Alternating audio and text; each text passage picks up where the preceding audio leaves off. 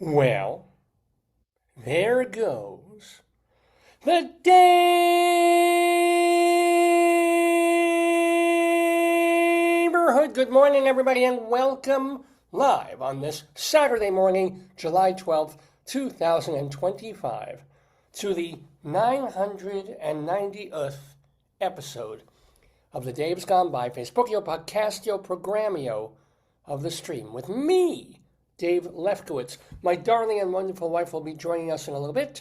Plus, we have a really, this is one of those things where every time in every show in history, probably going back to early radio, the host would come on and say, "We got a great show for you tonight.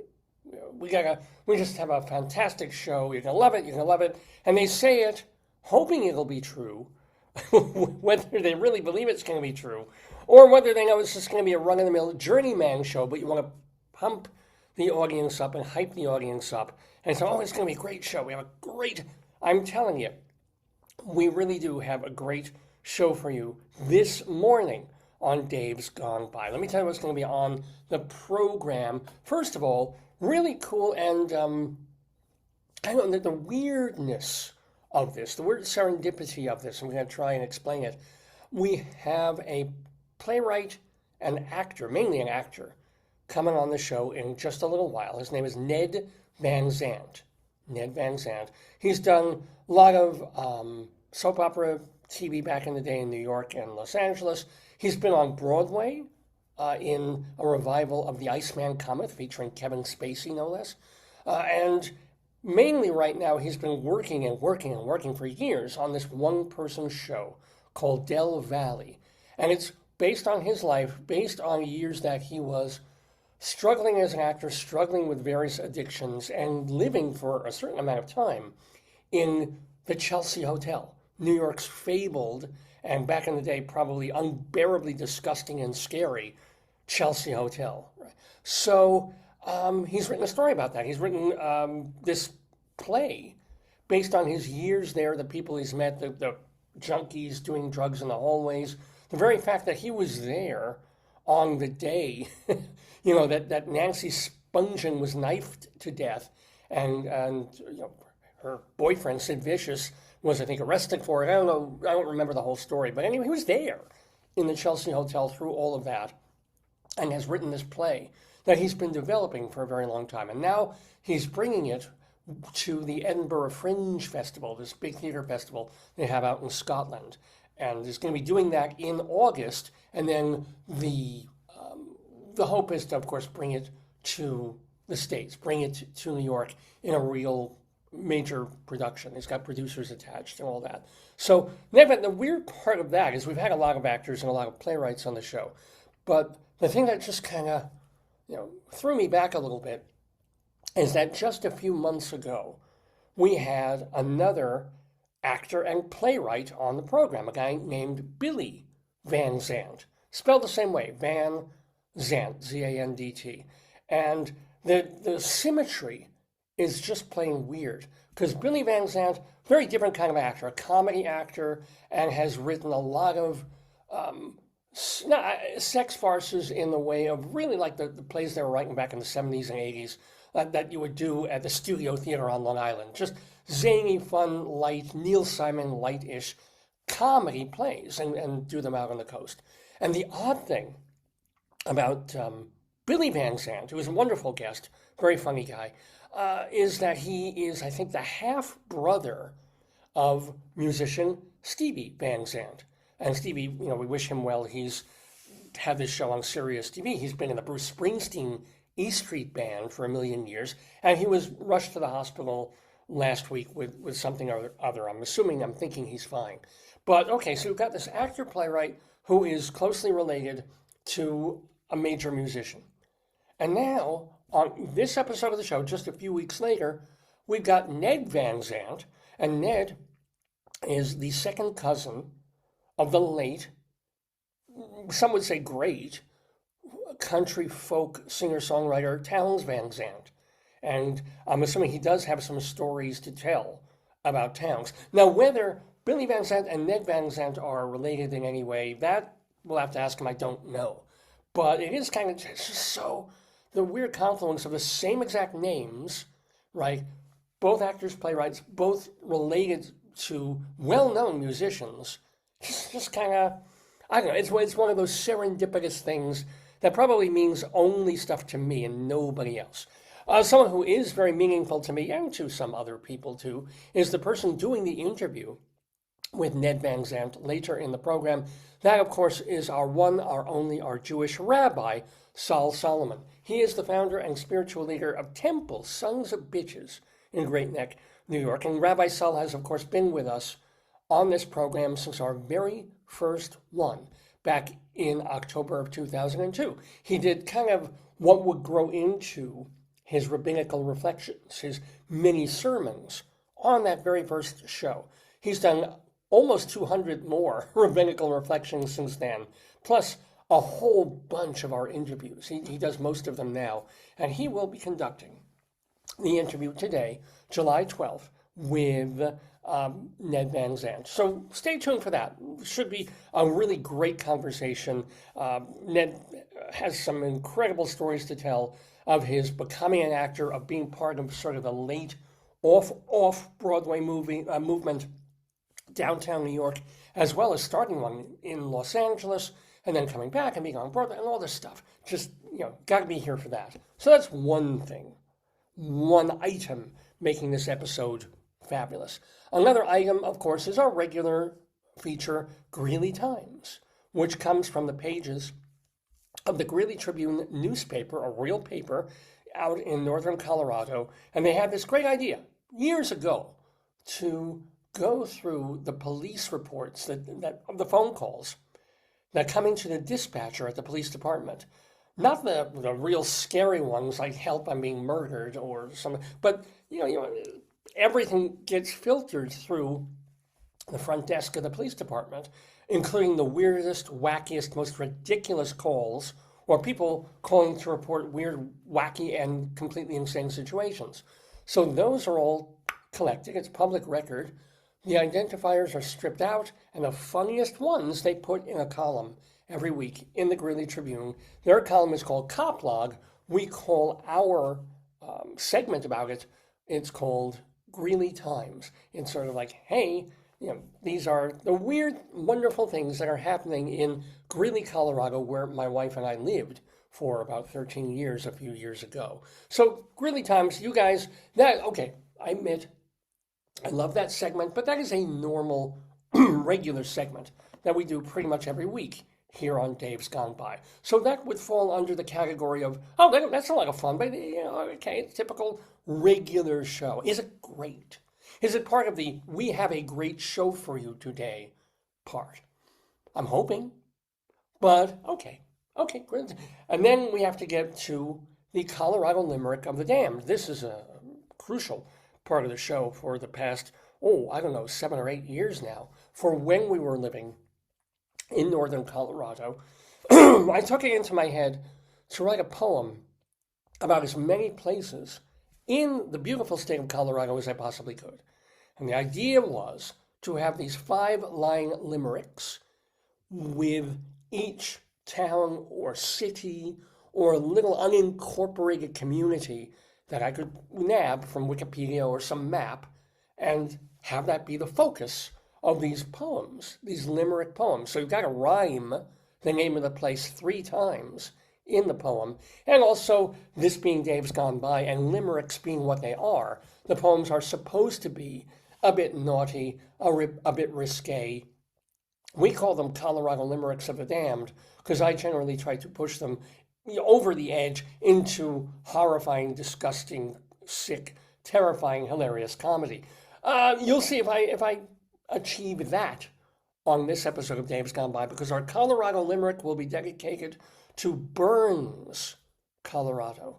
It burns. It burns. So, okay, we got Ned Van Zandt, Rabbi Sol, Colorado Limerick, our Greeley Times segment. If there's time, and I think there will be, we'll even do story time. I should have done this right around February or November, but I've been holding this book in abeyance to do other things.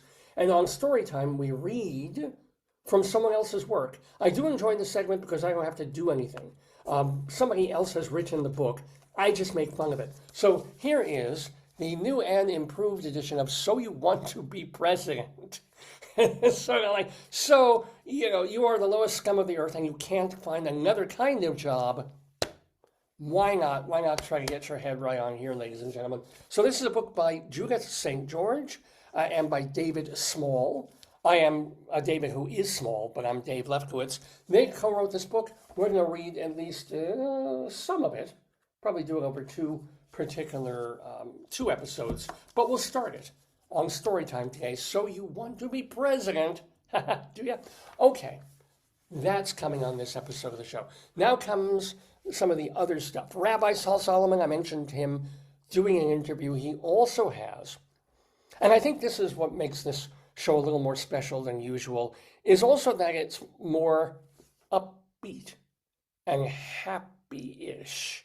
I mean, I'm Jewish. I'm never going to be happy, but the mood is going to be throughout a bit lighter than usual. Not so much of Ned, I'm sure, talking about horrors happening at the Chelsea Hotel, but otherwise, like happy, lighter things. I'm going to complain, but not with my usual dour frustration. And same with Rabbi Sol. Rabbi Sol very often has to get on here and do his rabbinical reflection and grouse and rail against anti-Semitism, against the perception of Israel in the media, and against anything else that just happens to tick him off that week.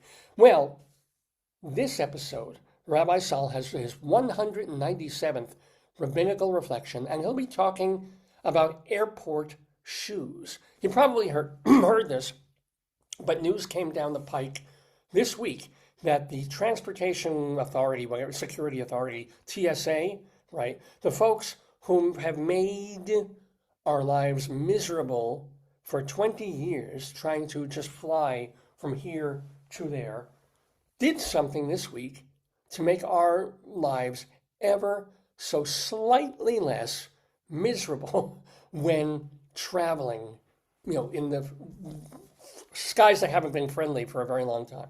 Well, Rabbi Sol has a reflection of gratitude, of thankfulness, of a very, very stupid decision finally being reversed after all these years. So, Rabbi Sol will be talking about airport shoes, pardon me, in his, and we may even have a My Old Phlegm segment.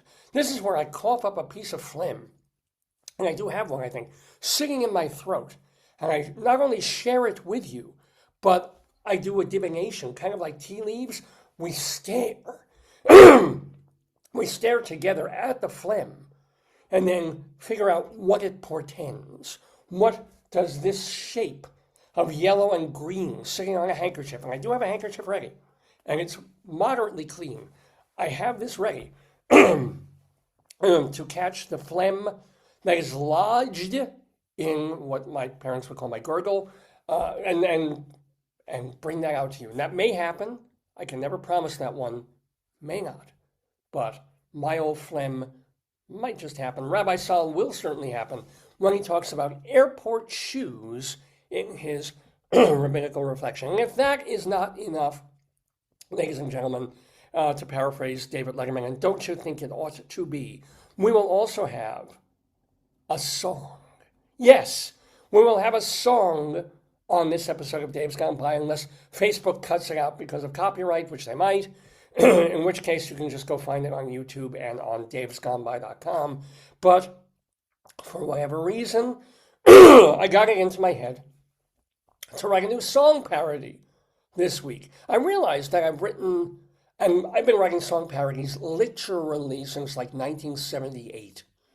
Since, a friend of mine and I started a band called the Fishheads when we were in junior high school, and I just got in a jag and wrote a bunch of songs. And I realized I was doing mostly song parodies, the occasional original, and a lot of Beatles parodies, a Bowie parody or two, a couple of Tom Paxton songs, just, nipping and tucking from what I was listening to and stuff that I thought, aha. And I realized for many, many years, I never had a Rolling Stones parody. I think I did one a couple of years ago, but not during the early stages. For some reason, maybe because I couldn't, just sit there at the piano and doodle them out with the chords or something. But Stones songs never occurred to me mostly to parody. Beatles came much easier, and so did some other songwriters. Billy Joel, I think I did one. But this week, it's just, the phrase popped into my head. I was driving somewhere, and I knew, oh. You get that moment if you're a somewhat creative type, where I can work with that, and I can create 3 minutes of hilarious comedy with that. So I did. Ladies and gentlemen, the Rolling Stones parody, "Thumb in My Bum," will be, we will debut that, cut it along with just a basic karaoke backing track, with apologies to the Rolling Stones, "Under My Thumb." This is, yes, you can kind of guess what the song is and what's it about. And it is, as ever, inclined, shall we say, fecally rumpily, as so many of my songs are, "Thumb in My Bum." All of that coming up on Dave's Gone By, live on this Saturday morning, July 12th, 2025. Oh, I hear the groaning and moaning of the missus. Hello? Jesus Christ. Her first words are Jesus Christ. We know this is going to be good. Yeah, what's up, babe? Yeah. I can't put this. There's no tray. Oh, here, take one of these. I can't get my phlegm out. You want me to get you water? When we go, well, I have my coffee here, but of course it has milk in it. I'll get you water here. Oh, God, help me. Agua fresca y Do you caliente. have a cup? No. Just my cup in the bedroom, by my nightstand. Thank you, on my nightstand. Oh, yes, seltzer will cut the flame. So, all of that. You know what? I'll play my theme. And while I'm playing my theme, you can hear me try to bring up the phlegm and catarrh in my throat, while my catarrh gently weeps. Good morning. There goes the day. And there was much rejoicing. No. Didn't your meds kick in yet? David Lefter is here. He's a Long Island arts guy. He's got a radio show. I want you all to really enjoy a wonderful program done by a fine artist. A glorious thing of unparalleled beauty. Dave's Gone By. Dave is one of my very favorite broadcasters, so keep on listening to Mr. Dave.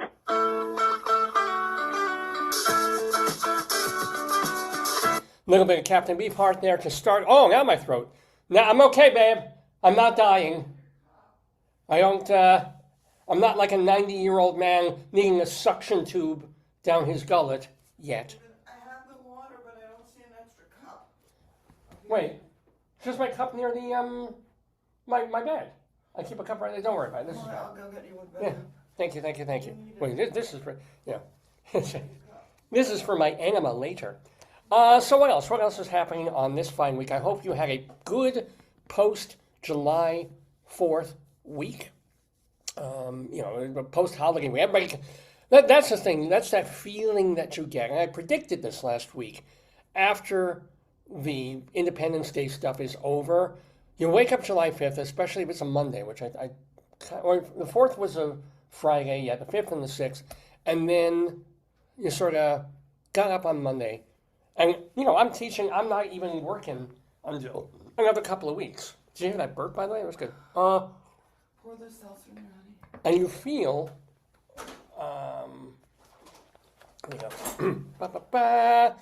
you feel like, oh no, summer is only 2.5, 3 weeks old by like July 6th, 7th, or 8th. And yet, summer's over.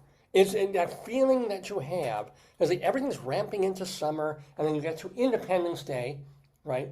And then, here come the sloths. You get to Independence Day. Oh, that hurt my shoulder. Okay, here's another one. Flying sloths. Oh, it fell on the 9. Look at that. Hold on. This is important. Hold on. Oh, okay. Let's let that one go. Yeah, let's try this one. Oh, Oh, this one won't stick, I'm telling you. Yeah. And this one, whee! Good one. King Kong. Yeah. Oh, that's a good one. Here we go, another slot.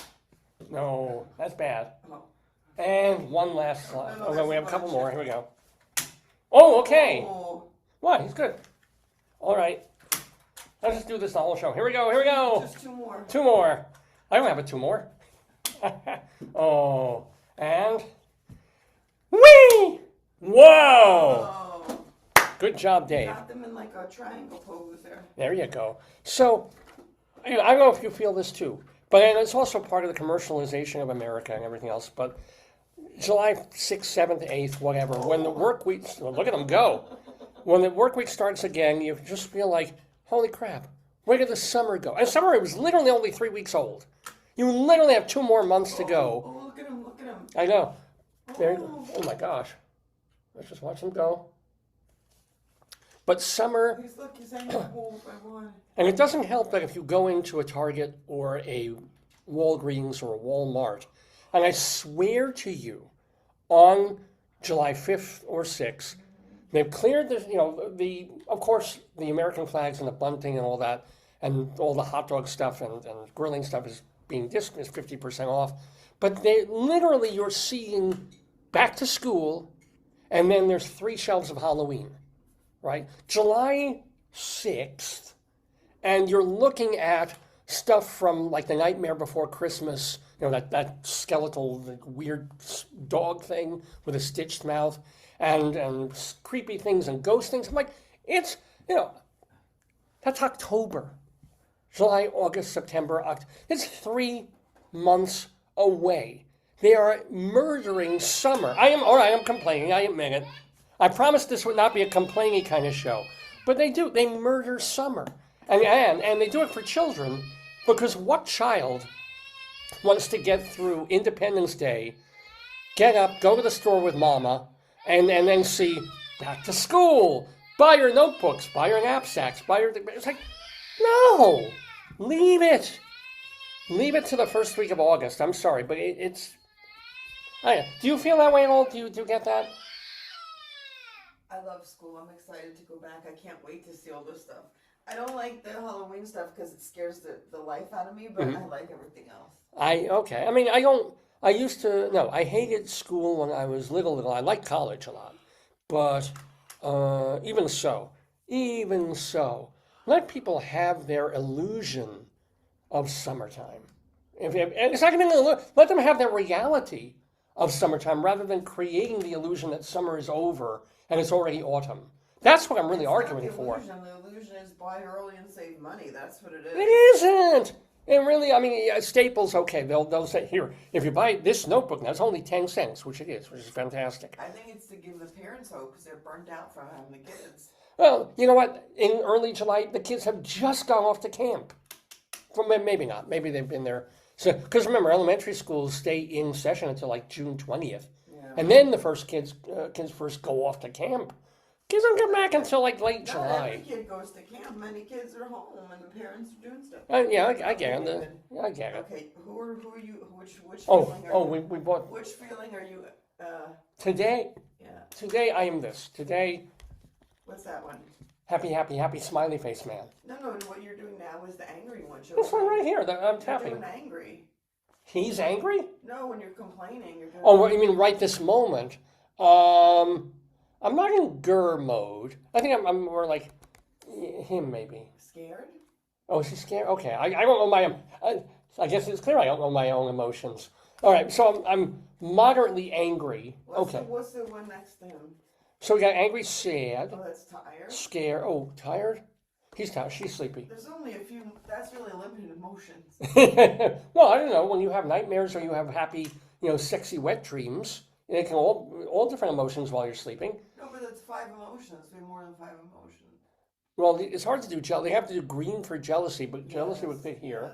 Oh, that's true. It's true. And what else? What other emotions are there? Joyful is... You could feel malaise. You could feel bored. What's bored? Bored. Well, bored could be sleepy. And bored could be a little this, What do potatoes feel? what do we put? Potatoes fill this, of course. What do I feel about Fiddle Faddle? All right, tell. Well, let me set this up because.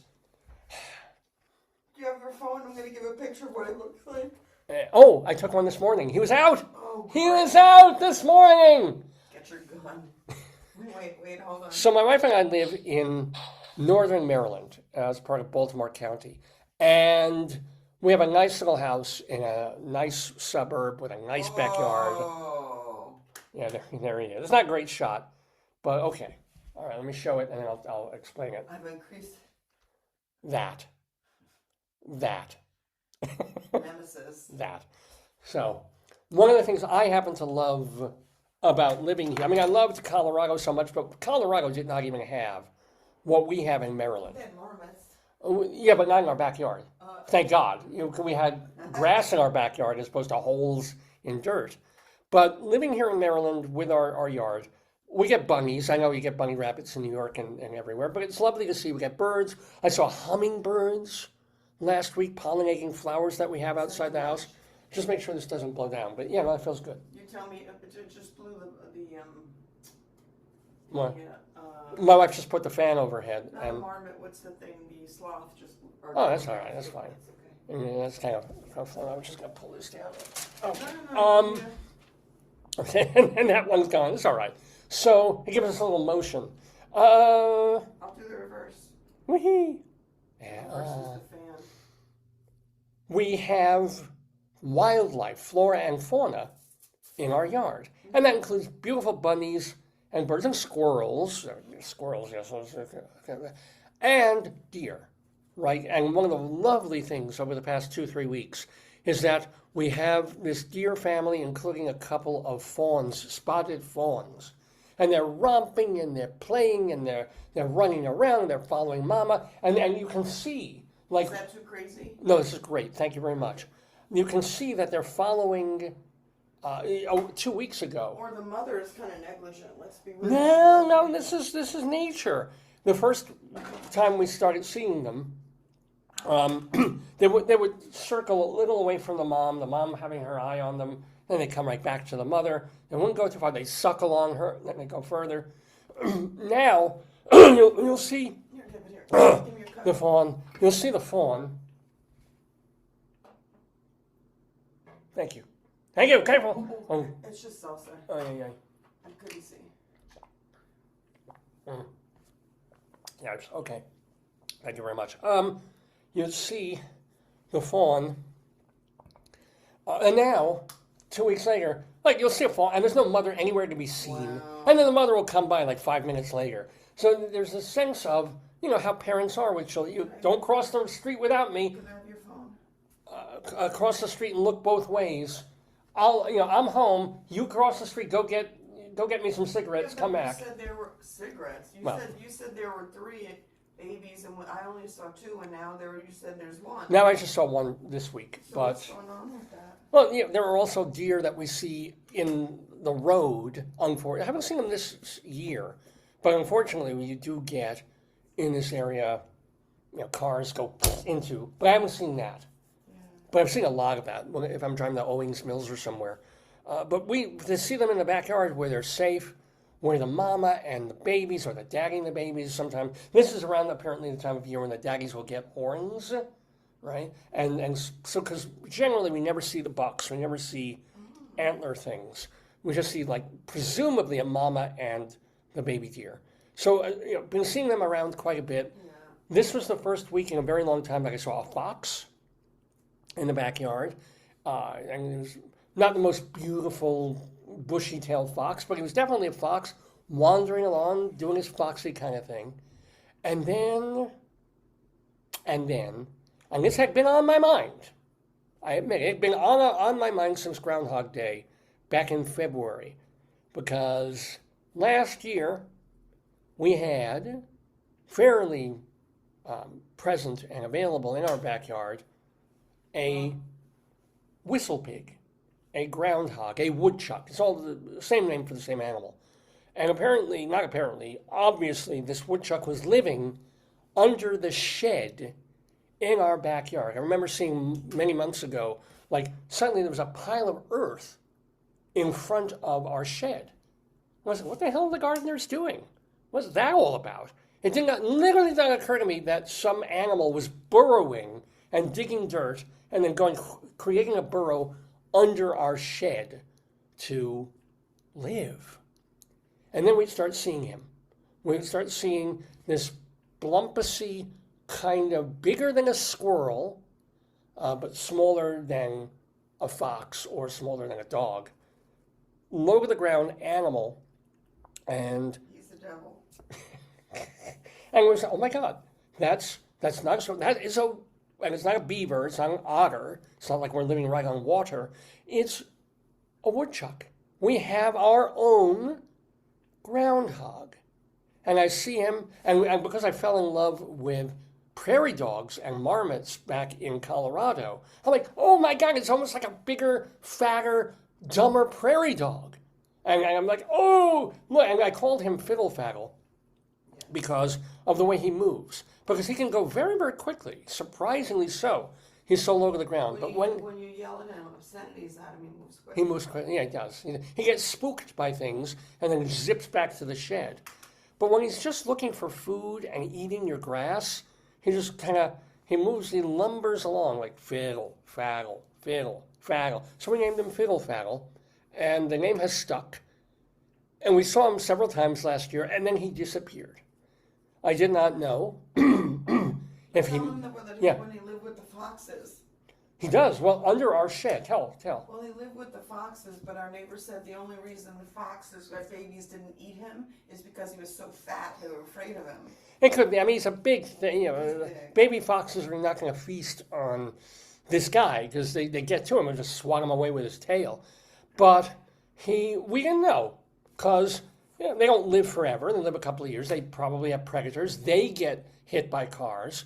So it's like, oh, no Faddle this year. And because they're solitary creatures, they don't suddenly, for the most part, go and live in like prairie dogs, which are this giant community. And if you see 3 prairie dogs in a field, there are like 50 more under the dirt, just kind of waiting for a signal. No. A groundhog is like, he's there, he's alone, he's watching TV, he's doing whatever he does. You see him, he comes out, and then he goes back. Fine. And we figure, okay, he left the shed, he moved somewhere else, maybe he found a girl, he's making babies with her somewhere. Ours is a girl. Really? What makes you say that? Because we looked it up. Remember, we looked it up, and she had whatever the features were. It was the girl features. That's right.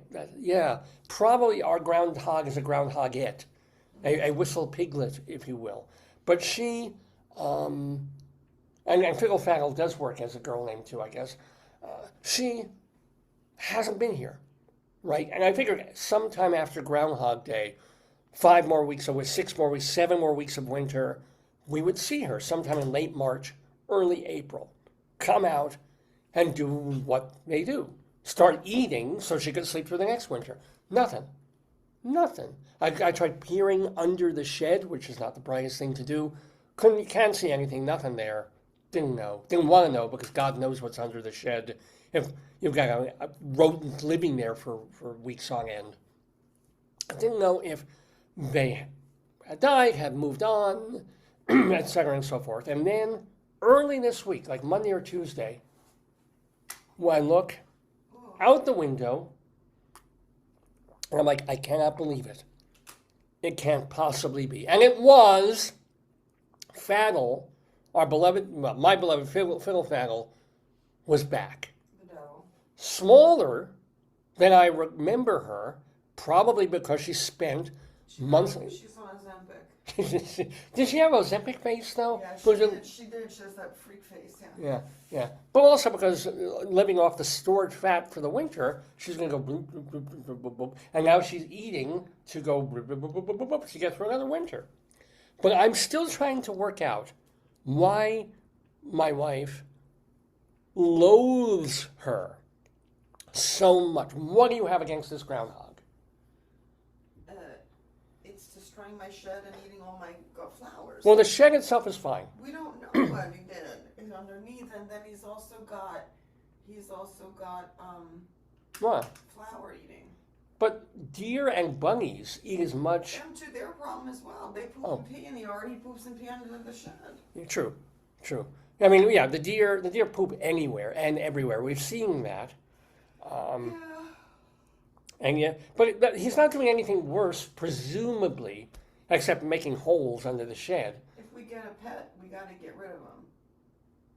You think he would be a danger to, like, a small dog? I think he'd be a danger to any living thing. He's not rabid. He's just eating. How do you know? Because there's no foam in his mouth. Have you encountered him? Weren't we a year or so ago in the backyard and he was kind of roaming around? He even went on the porch for a minute. No, that was a deer. Deer have done that too. I thought I've seen them. We were sitting with our friend having like breakfast on the porch. Yeah. Near that bush of those flowers, and all of a sudden the deer. I thought it was their dog. It was the deer. Well, that's very cool. I love it. I love it. Now, granted, if I'm ever bitten by a rabid groundhog, I will change my tune. If it was a non-rabid groundhog, if a groundhog gets angry and bites me on the leg or the finger or the penis, I would be like, okay, I don't like groundhogs anymore. Let's exterminate this thing. And I did when we discovered that he was in our shed. Oh, well, okay, he's mean looking. That's what I'm telling you. Their teeth never stop growing. Look. That's a mean looking fella. Read the story. It attacked a homeowner. Oh, whoa. Rabid. Okay, rabid groundhog. Ours does not look like this. Exactly like that. It's a twin. It's a doppelganger. All right, this may be on. Here we go. This is 7 years ago in Maine. He probably came over here after being in Maine. The Maine groundhogs are cold. They're angry. I don't think so. I think it's this guy.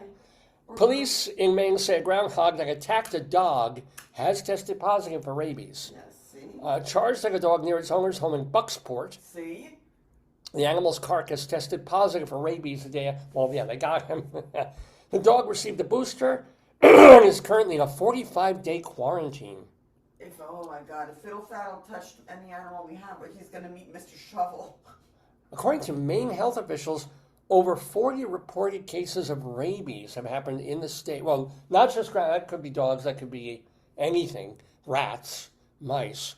But this was the county's first confirmed case of animal rabies this year. Oh, so those are over the years yet. Brunswick police issued a warning. More about rabid ones here. Yeah, okay, all right. I'm just saying you're as likely to encounter other rabid animals as that one. And Fiddle Faddle, I do not believe is. There's one from Delaware that's close. Okay. Yeah, Delaware is pretty. I'm going to find one. Look at this one. Look at his little hand saying, I'm going to kill you. See? Show them the hand. Well, this is like. Yes. Stop in the name of Marmot. Wait, hold on. Okay. Marmoto, what is it, Veneroso or something? Stop in the name of Marmots. He's not that cute, I've got to say. Scary. And this is the Delaware first one. That's probably our Marmot who came from there. Okay, this is 2023. Yeah. Well, they hibernate, so. Pet dog was exposed to a potentially rabid. Everything here is hedging. Exposed. It wasn't bitten by. Story they can't confirm or deny. Well, yeah. Everyone thinks they might have been bitten, scratched by, or encountered a groundhog or feral cat. Should immediately called blah blah blah from the Department of Agriculture. Yes. So this is all by way of saying it's been kind of an interesting, cool week. But that was the thing I thought about. Because I didn't want our shed to get destroyed. I didn't know if he was going just under the shed or up through it. Well, remember, so in Colorado we had a good friend. Yeah. And I can't see, with my glasses, and I'm tired. He thought they were kittens, too. Oh. It was a family of like 4 baby raccoons and 2 parents that moved in the ceiling of his home, and he had to get the critter wrangler. Yeah. Well, you don't want raccoons are nasty. I'm looking up the yard sale for you. Oh, thanks. But the point is, we thought about, I literally called a couple of people, like, well, what would it be? Look, you removed the gifts that I sent you, but look at the one you kept. What are you saying? You can't see my phone numbers there. Cover the top so my numbers not. Oh, look at this. Is that showing? I'm saying any phone number, no.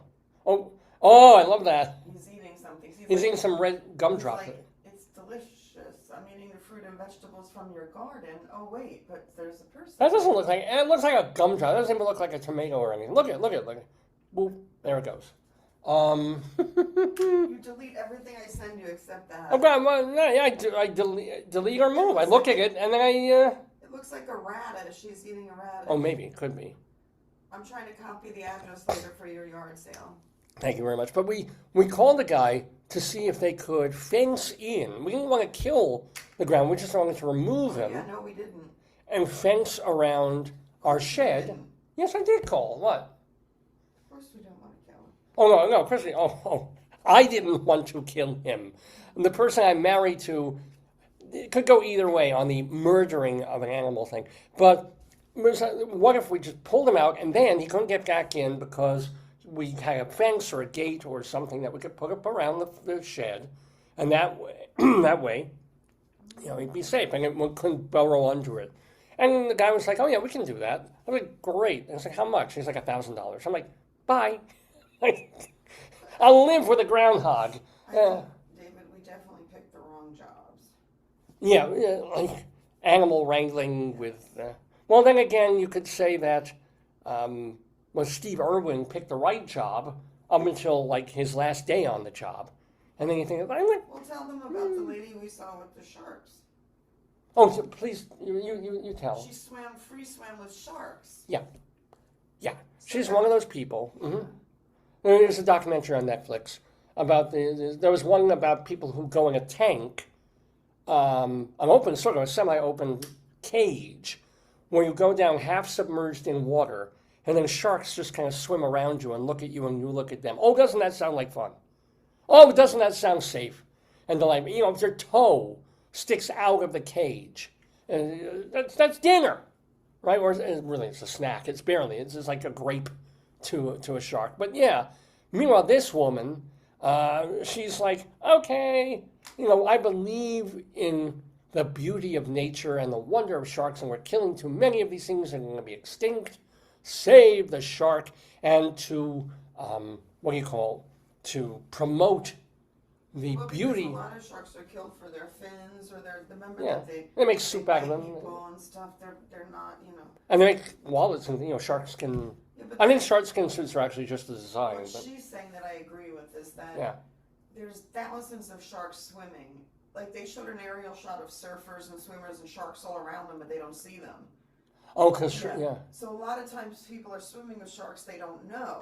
So she's saying there are more times that you're swimming with sharks and you don't get bit than you do. True. So she's saying they're pervasive in the water. We just don't see them. But if you kill them in the water, then you can swim safely. Yeah, but there's a lot of them. Yeah, put more gouramis in the. When we need, we have to save the sharks. These vicious man-eating. Clownfish. Like Nemo. Get 5 million Nemos, put them in the water, let them breed. But they're going to be eaten by the sharks. Yeah, now if we kill all the sharks. No, they don't kill sharks. No, I'm saying if we kill the sharks. You can't kill a species. Why not? We've done it. The species have gone out by themselves. Dinosaurs are gone. Stegosauruses and all these things that have been, dodos are gone. I went to our aquarium and I said, do they have big animals? And it's sad to me to see animals in captivity. It's really depressing. It's like, all right, yeah. Remember I went to one zoo and they had like a lion and he was pacing back and forth, back and forth. That's captured behavior. Said it was like, and I was like, is he like doing predatory? And they said, no, it's like anxiety. Yeah. And then I watched the thing about that orca who with all the orcas.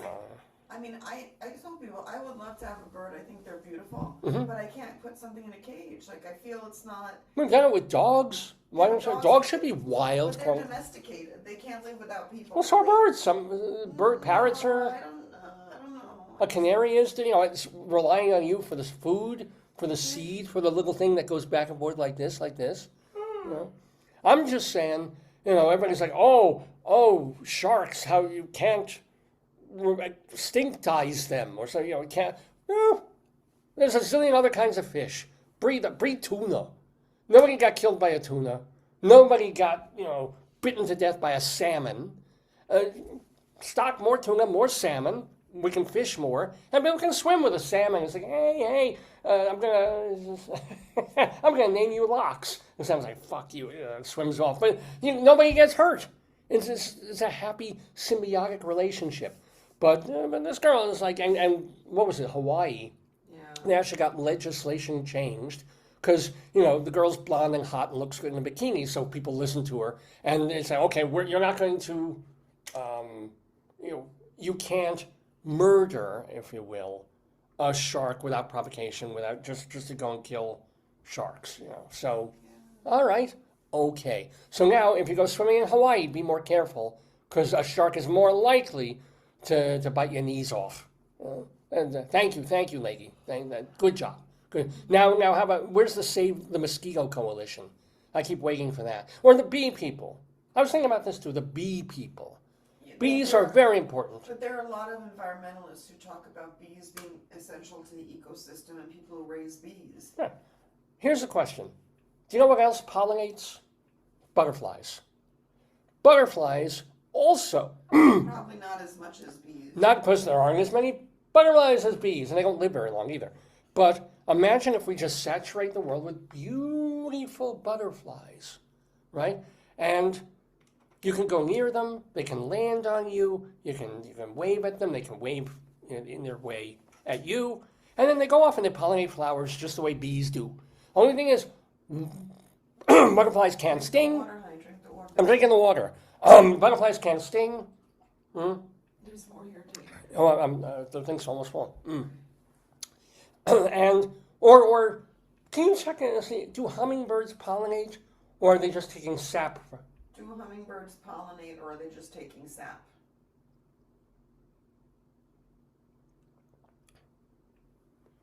What does it say?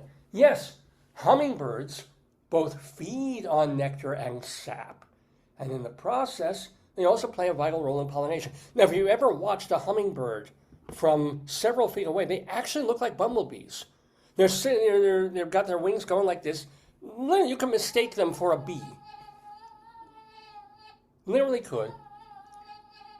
So why do all these people have beehives and bee colonies when we can just have aviaries? We had hummingbirds In Pingree. Yes. Yes. Have thousands of them. And if people want to kill bees, and spray Raid because they sting and wasps and hornets and God. But a hummingbird coming at me, I'm like, oh, hello, Mr. Hummingbird.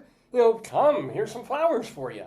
Why not? Why did God make these horrible stinging things that are also good, as opposed to just making beautiful things that are also good? The furry bees don't. The big bees don't do it. A furry bee will sting you. It's just less likely.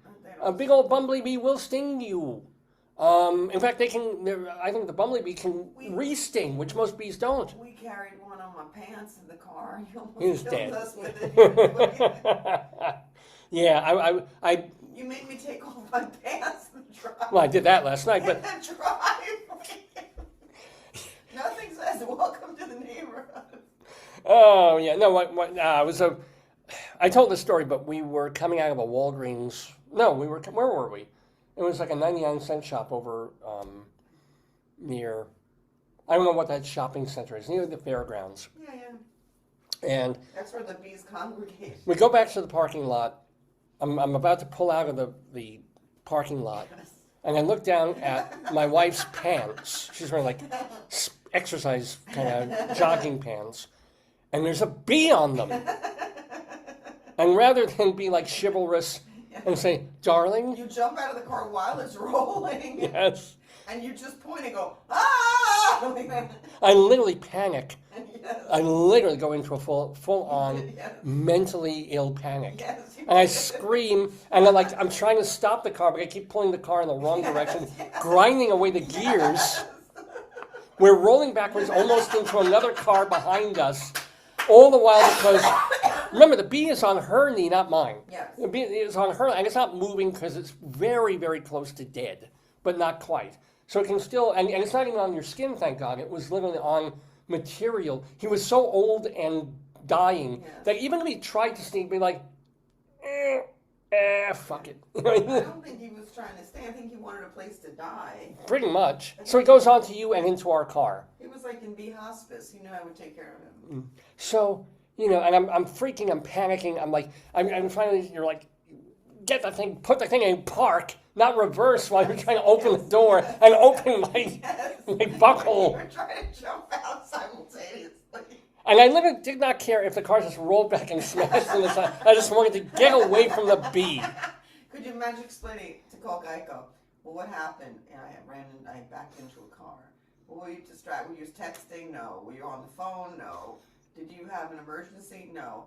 What? There was a bee on my wife's leg. There was a bee on a dead bee, probably nearly dead, on my wife's leg. And we get out, and this was the thing that freaked me out. So finally, we jump out of the car. You're like, getting the thing off. You get back in the car. Yeah. We get to the house, and it's still on your fucking pants.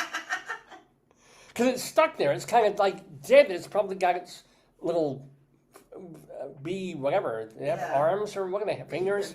It's got bee pincer fingers on you. And I see it, and I start screaming again. Yes, you do. Because I'm in the driveway. I'm like, the bee is on you still. You still have a bee on you. I'm yelling, take off your pants.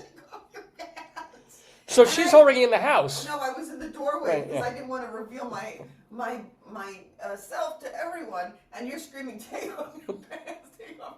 And she does. And you're screaming, kill it, step on it. She pulls off her pants. She's in the door. No one can really see you, but you're on the side door, right behind it. You throw your pants out the side door. People have ring now, David. Oh, that's hysterical. You know when somebody's ring, eh? And the pants land on the driveway. And I just start jumping up and down on your pants. And screaming. Trying to kill whatever is in there. I literally scream, die for 5 minutes. I'm just stomping on your pants. This is honestly a true story, folks. It really happened like 3 years ago. And then we brought it in. We couldn't find the dead carcass. Or No. We must have hallucinated. Maybe we had one of those group hallucinations where it doesn't exist, but you see something. Oh, maybe I overdosed on vitamins because I took B12 at that point. Give me your phone. So anyway, that's our. You want to shoot the bunnies? Yeah, we can. Why don't you? You're there. You do it. My wife is going to fling a bunny rabbit at the wall. It's on the table right there. If I can do it, David. Here you go. Did it land? Look where it went. Oh, it's all the way up. There it goes. Oh, okay. It did the bunny hop. Not too far. So these are rabbits that are going into a slingshot, and then you fling them via slingshot on the wall. Oh! That sounded good. Where did you hit? He fell in the 9 and then he fell down. Oh, okay. Good try there. Good try. Not really. So, my God, it's like almost 5 to 10 already. Here in the Daverhood, you're watching. When's your guest coming on? It's pre-recorded, so we're gonna load him in whenever it's time to load him in. It will be Ned Van Zandt. What did he do? The actor and playwright. He's got a show that he's been working on for a long time, and now it's getting its real big opportunity in the Edinburgh Fringe Festival in Scotland in August. And then the intention is to bring it out of Scotland and back to the U.S. and to have a place in New York to bring it. The show is called Del Valley. It's all about his couple of years, mainly the late 70s years, that he was living in the Chelsea Hotel in New York during the times when the Chelsea Hotel was not charging, literally $700 a night for people who want to experience the fact that it was the most disgusting, gross, weird hotel in the universe that had a lot of famous people. Who was it where artists live? Yeah, I mean, if you were a What's rock. the other one? The other name of the hotel where people lived in the village. There was another one? Yeah. The Chelsea, you said? No, well, this is the Chelsea. What's the other one? There was another one again. Oh, I don't know. I mean, the Morrison Hotel was out on, but that was just because it was named Morrison and they stood near it for the. I don't get what happens. There's 27 people in Baltimore who a mass overdose. What? What? Incident. I don't know. Let's see. Were they taking B12? I don't know. What is it? I don't know what this is. This is from. It's like the Indian plane where the guy shut off the gas connection, right? 27 hospitalized. This is literally just happening yesterday. Oh no, well, 2 days ago now. An apparent mass casualty. You don't use the word casualty unless people die. Okay. Overdose incident shut down roads and sent 27 people to hospitals in West Baltimore. People are figuring out how it happened. Wow, they're not saying anything. What is it? Or read more. This is a level 1 mass casualty incident. What does that mean? I mean, I guess more than 2 people. Oh, okay. At least 15 were hospitalized, now up to 27. Nobody died, but 7 were in critical. Nobody is saying what the hell this is. It's being treated as a crime scene. People were poisoned then. Right. The days of approaching a drug addiction and overdose as a criminal thing are gone because it's not inherently criminal, said Mayor Brandon Scott. Talk about mayoring an urban city in 2025. We don't treat it as criminal anymore. Yeah, okay, fine. And this is like, we don't know what's in the supply up here. Using today, please don't use alone. And this is why people elected Republicans. Yeah. That's bad. What happened? Well, yeah, what exactly, what did go down? I still don't know. Yeah, they're not saying, I guess people took a substance, maybe at a party.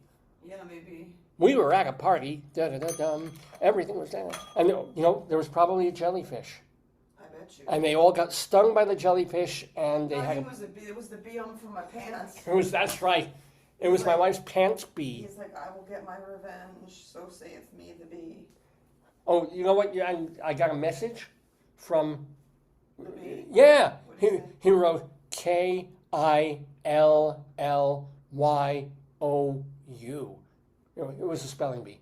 Oh. Ladies and gentlemen, you're watching Dave's Gone By. For more information about this program, remember you can go to davesgoneby.com. DAVESGONEBY. davesgoneby.com. This is also the place where all our archives reside. There's a beeline. We have archives.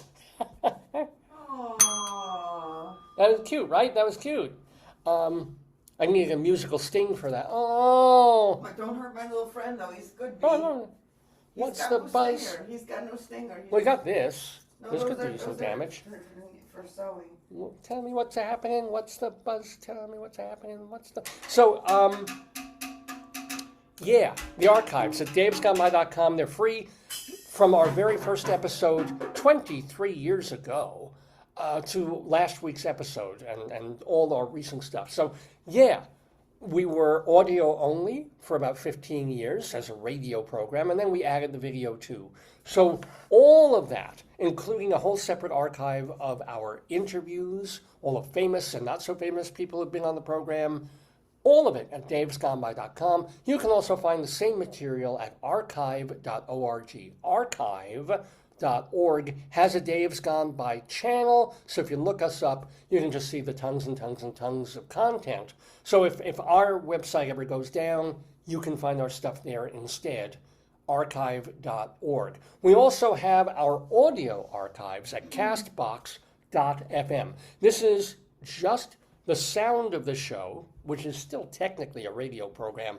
Can download it, can listen to it at the gym, in an airplane, in a car, running from a beehive, all of that, castbox.fm. Just look for Dave's Gone By. Tons of ways to enjoy really the same stuff that you'll find on this Facebook page as well as davesgoneby.com. So, as I mentioned, we have some fun stuff coming for you during this program. Why is my nose itching? Here, I'll do the wah sound. Wah, there it is. Oh, God, that was annoying.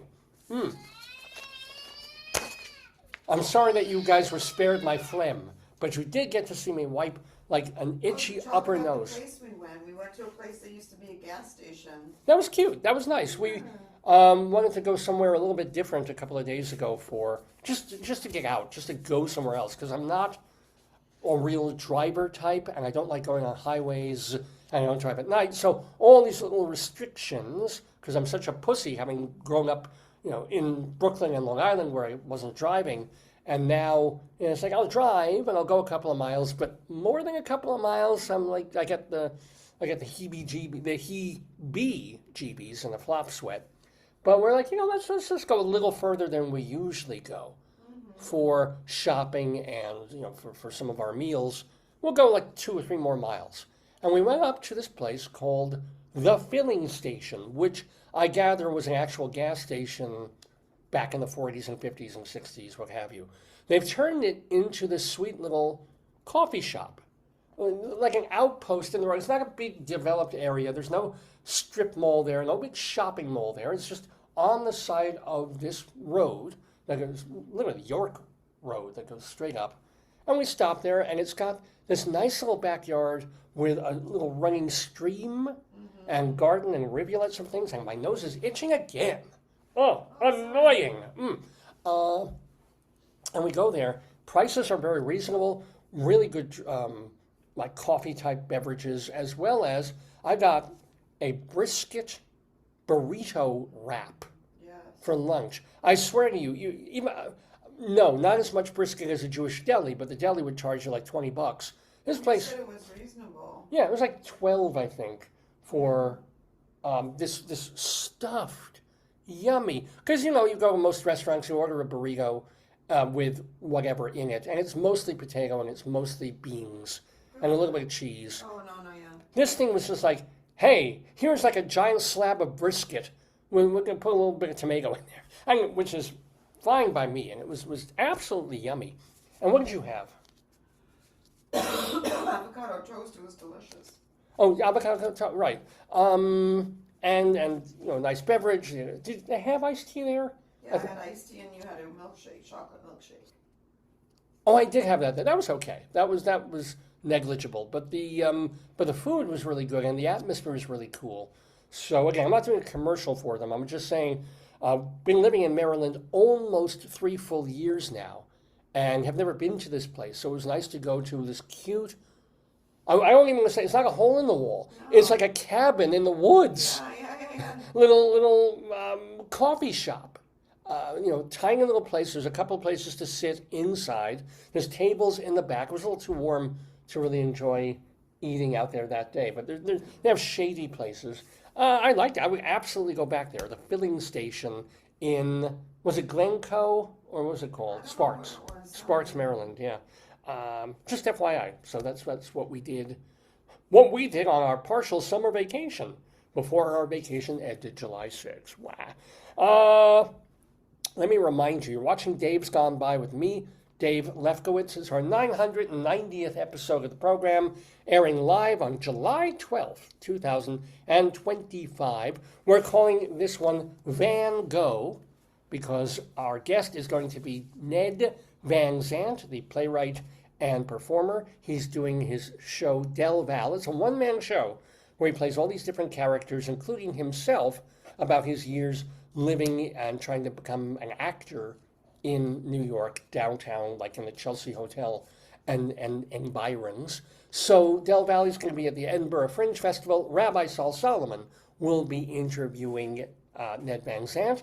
That's coming up later in the program. Rabbi Sol also has his Rabbinical Reflection about airport shoes, the big decision made this past week by the TSA to make our lives a little bit easier. For once, Rabbi Sol will not be complaining. He will actually be confelling a little bit. It's rather fun to hear that. Also, Greeley Times. Also, our Colorado Limerick of the Damned, where we go to Burns, Colorado. Also, the brand spanking new Dave's Gone By song, Thumb in My Bum. You don't want to miss any of this, ladies and gentlemen. It's all coming. Maybe you do. On this episode of the Dave's Gone By show. So, you know what? Speaking of Colorado, as we often do, let us get to this week's Greeley Times, which is based on an article that appears every week in the Greeley Tribune newspaper. It's called Cop Log. It's folks who call the police looking for assistance. Oh, it's starting already.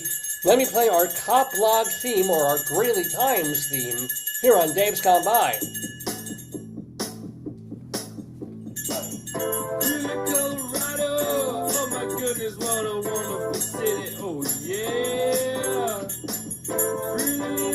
wonderful city located in northern Colorado, 49 miles northeast of Denver. Oh yeah, it's such a great city. I love to go to Greeley.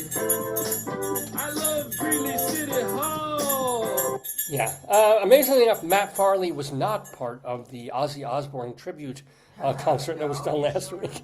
I'm pretty sure. I'm pretty sure Matt Farley was not on the bill there. Nor was he at that Glastonbury festival with all the anti-Semites playing. So good and bad. But that's Matt Farley. Just found him last week. He writes songs about all different places across the country. Every town he can think, kind of like I do with the Colorado Limericks.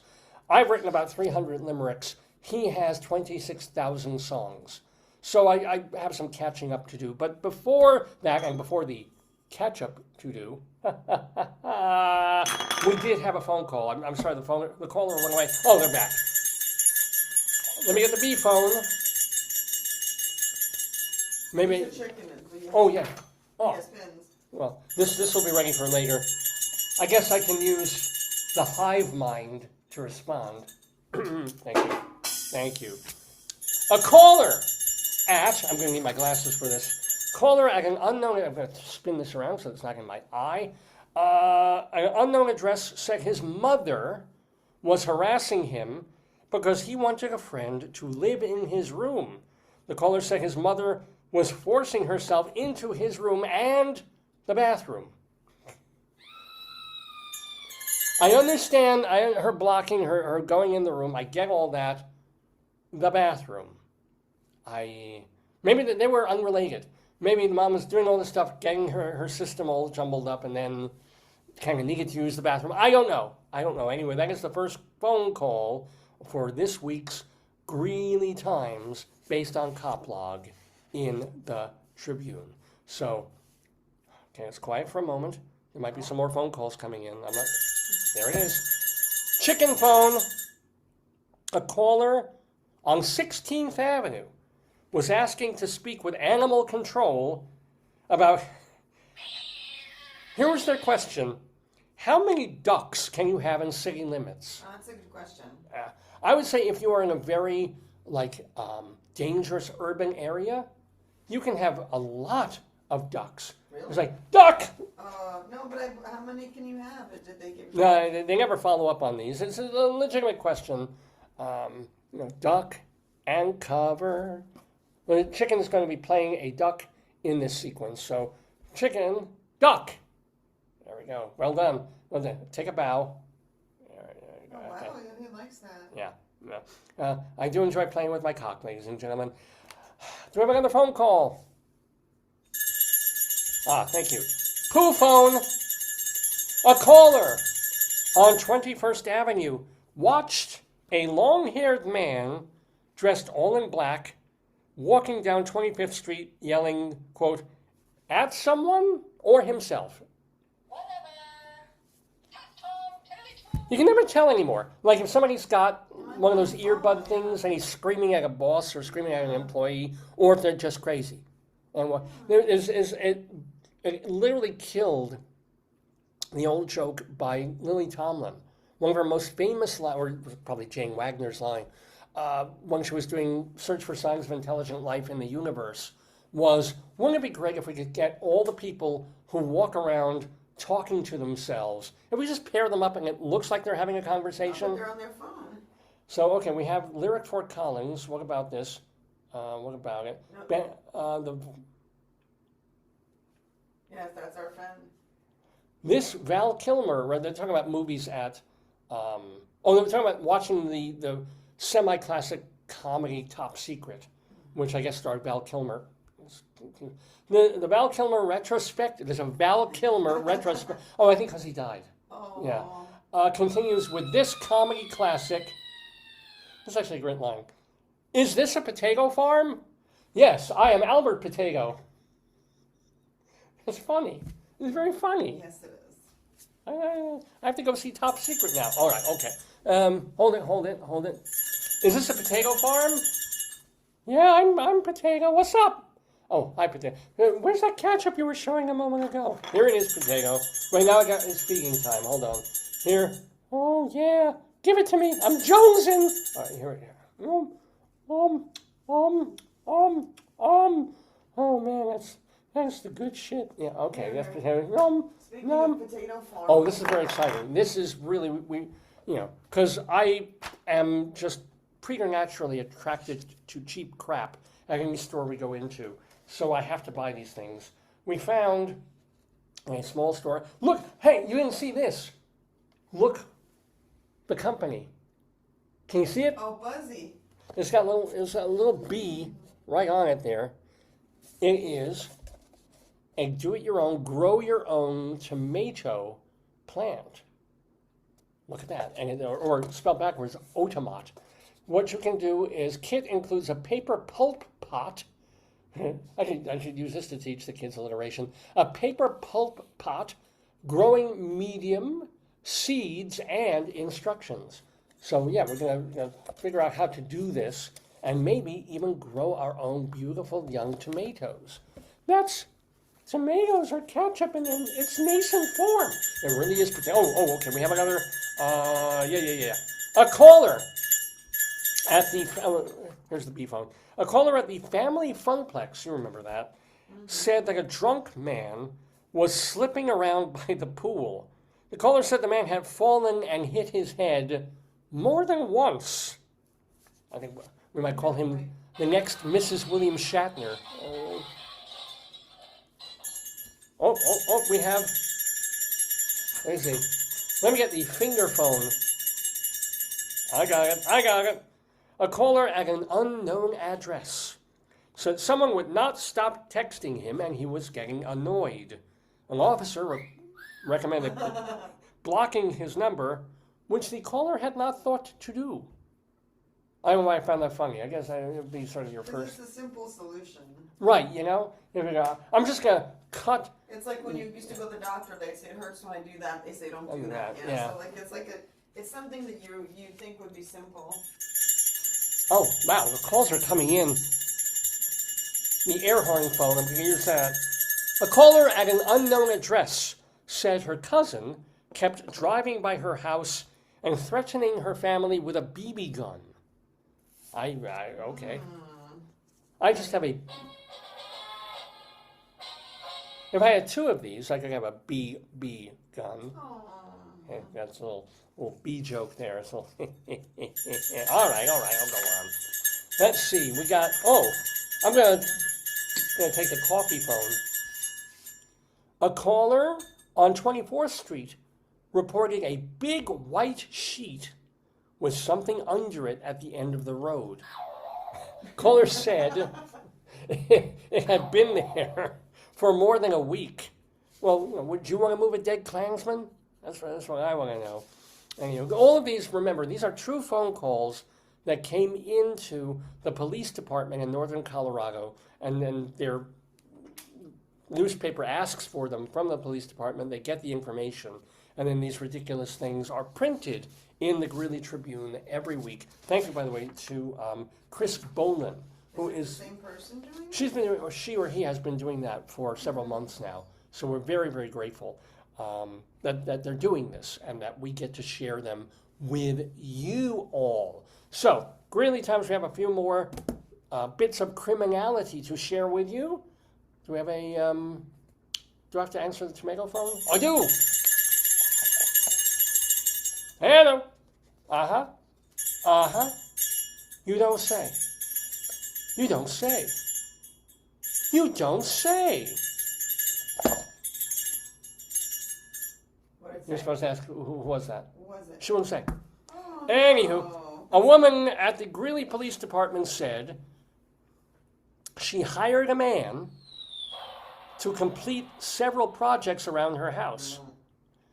After the most recent project, the man's partner started messaging her, warning her that the worker was a very dangerous man on the run from New York. I thought it was going to go a very different way, but... Man on the Run? What's that song? Man on the Run. So he does your landscape and he does your roof. He's coming after you. Speaking of weird people. Maybe she just does that so that people stay away from her husband. Oh. That's it. Catch a phone. You know what, let me hang this to my ear so it's gonna hurt. Easy to, well, there you go. It's not going to stay. All right. Oh, but I got the call anyway. A caller at an apartment complex near the University of Northern Colorado said a man threatened to, quote, blow his head off. Then the call disconnected. Officers arrived and found the caller, who admitted to being drunk. They also recognized him from previous interactions when he had smoked too much meth and became paranoid. Oh, good Lord. Maybe he was part of that party. You know, that's right. Yeah, he's the one who's in the hospital. Now, so that's in Baltimore. This is in Colorado near UNC, a university that we know very well. Let's see, what else? One more. Let's do one more, and then we'll get to our elsewhere. A caller, pen phone at a restaurant on 10th Street said a man was singing to himself by the dumpster and refusing to leave. I don't think, maybe the cops didn't realize this, that NPR is doing tiny dumpster concerts now. And it's kind of a sweet thing that they're doing. No, yeah. Isn't that like music in the park? It's music at the dump. The dumpster. Yeah. And let's face it, you'd think it was a nice place, but the dumpster kind of a dive. Yeah. Are you gonna do the one about poop? The story about poop? Which story about which poop? I do stories about poop all the time, including my own. What story about poop? You can interpret how many times you go and. Oh no, I didn't. I didn't. Well, let's talk about it. I didn't transcribe that one. Do you have that one in front of you? No, but I know next time. No, there was a thing that, in fact, years ago, I used to have a thing on our wall when we were doing the show. I sent it to you, correct? I'm pretty sure, we were reading it together, looking at the screen. Give me a second, I can locate it. Yeah, it's all about, and this is old scientific kind of news, what your bowel movements say about you. And not psychologically or anything like that. But I searched the word poop. Good. That's the best kind of thing to search. And the idea is that your bowel movements, basically how frequently you go, defines on some level your health. How often, this is from Health Magazine, a story by Michael Irving, how often do you poop? Might sound like a very personal question. And let me tell you, I've been on some job interviews the past couple of months. And when I ask that question, I get some very, very weird looks. No, you should be asked that question. They're not allowed to ask me, but I ask them. Why do you ask them? Because I'm curious. I'm like, okay, you want to hire me? I've got to work with you. How often do you poop? And the person used to tinkle on the floor. Wait, that was at a restaurant. No. Oh, you're talking about when I used to work at Playville. Yeah. Yeah, no, we used to have a waiter who had to wear a diaper. Remember at the delicatessen? You did go into Kohl's once and saw like a poop ladder. Oh, that was beautiful. It wasn't mine. No. Yeah, but no. I remember I went in. I was going to go to the bathroom in Kohl's, and I opened the door, and it literally was like 10 times worse than the cover of the Stones' Exile on Main Street. It's just like just shit everywhere. And I went to the and you're always embarrassed. You go to the person there. It's like it wasn't me. This whatever you're going to walk in there. And it's going to look like Vietnam and Auschwitz rolled into one. It's not, nothing. All I did was open the door. Do people believe you or they still think it's you? I think he saw me go in and then 30 seconds later come out. Oh. So it could not have been me.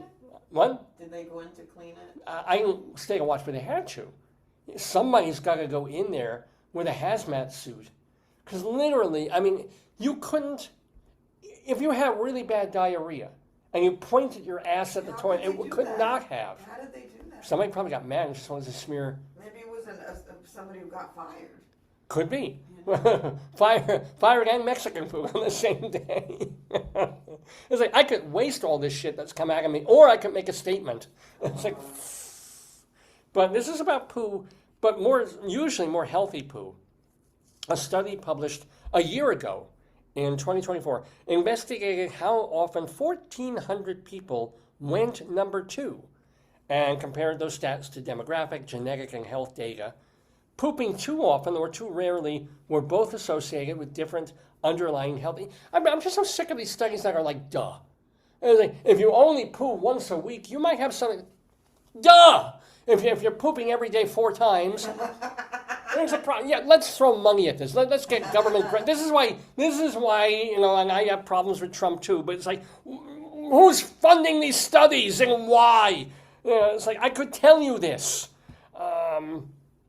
But, however, healthiest participants reported pooping once or twice a day, which is called, I'm reading this, the Goldilocks zone of bowel movement frequency. Wow, Goldilocks zone. Not This too is- much, not too, not Yeah, too, not too much. Yeah. Honestly, I would not want to see the bag after Goldilocks was in it if she's doing that, but how does bowel movement frequency influence? Goldilocks was the one we porridge. Yeah, well, first she sat on the chair, she broke, this chair's too big, this chair's too small. Yeah. She sat on the baby chair, broke the damn thing. And this one is just right, and then the porridge, this one's too hot, this is too cold, this is just right. And then she goes in the bed and they find her and they maul her. Oh, yeah. that's nice. But there's a risk factor in chronic diseases. Insights could inform strategies for managing bowel movement frequency, even in healthy populations, to optimize health and wellness. It was a study by the Institute for Systems Biology, the ISB, which is just an anagram of IBS. Yes, maybe that's why they did it. So it investigated generally healthy people and their bathroom habits. So, and it was self-reporting, okay? 4 categories: constipation, 1 or 2 bowel movements per week. This is a bad ice skating show.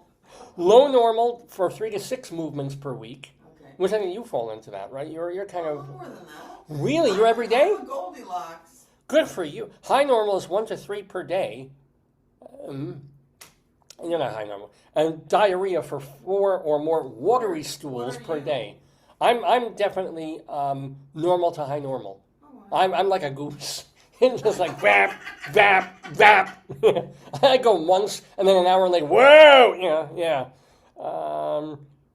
I wouldn't participate.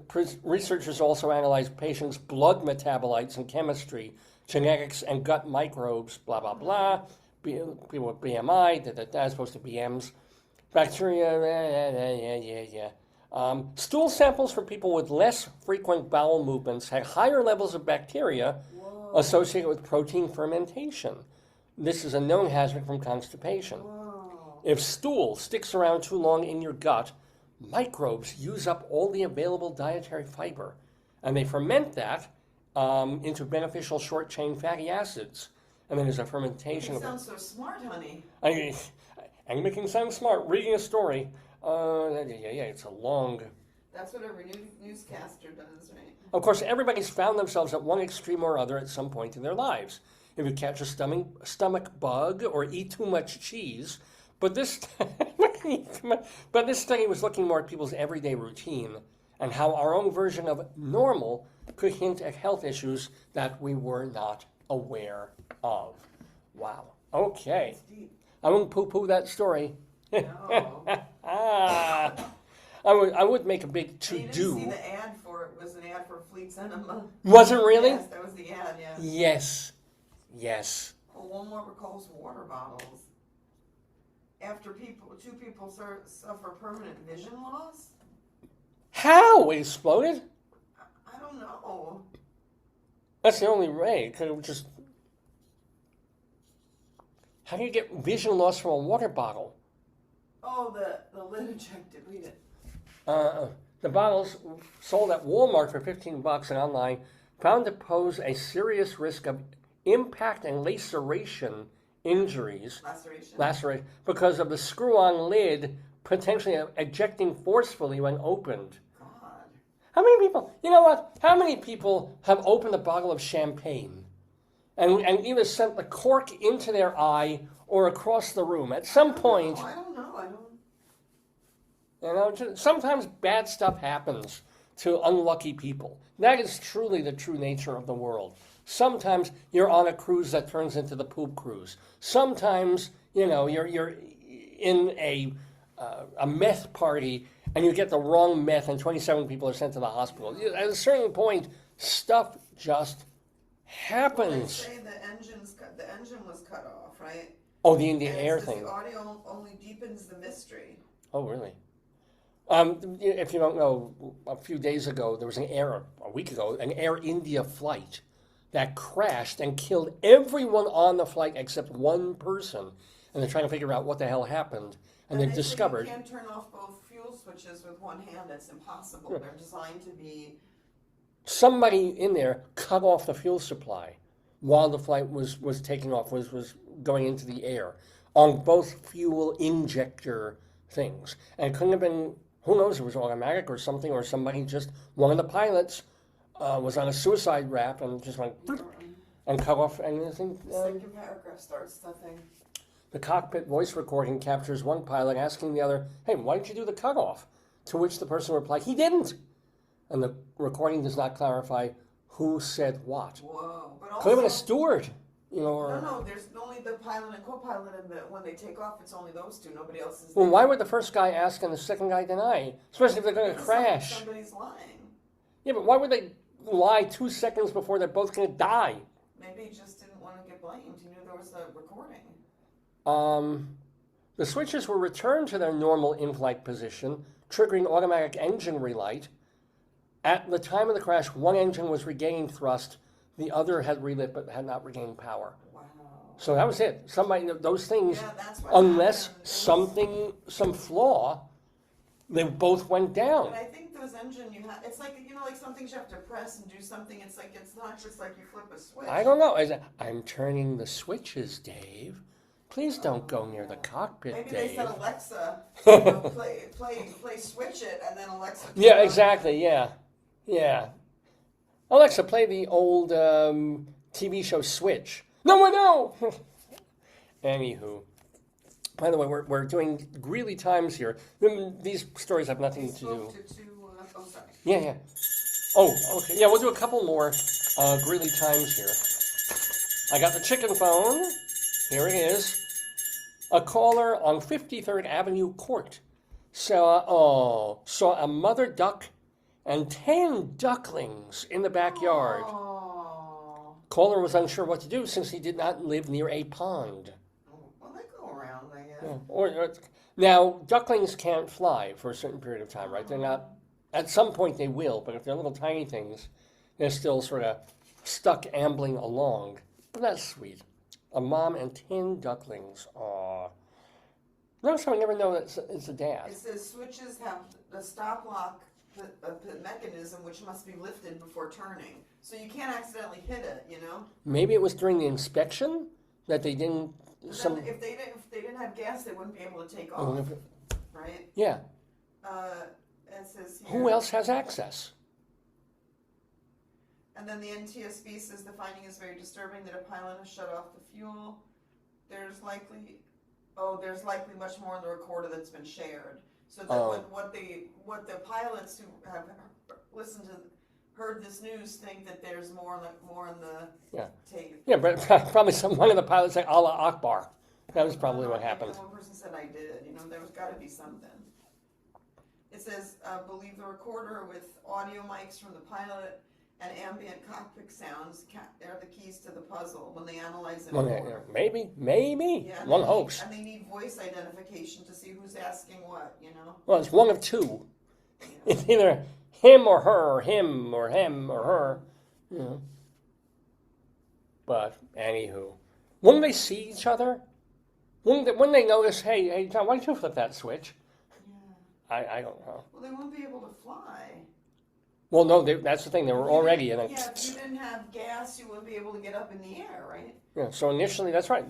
Everything was a go. That's why you're right. It couldn't have been during the inspection or when it was on the ground and somebody just went, because it wouldn't have load it up. Unless they filled up the tank and there was already some in there. And I don't know. They said, an investigator said, can the fuel cutoff switches be triggered by the plane's electronic control without movement from the pilot? So they're looking into that.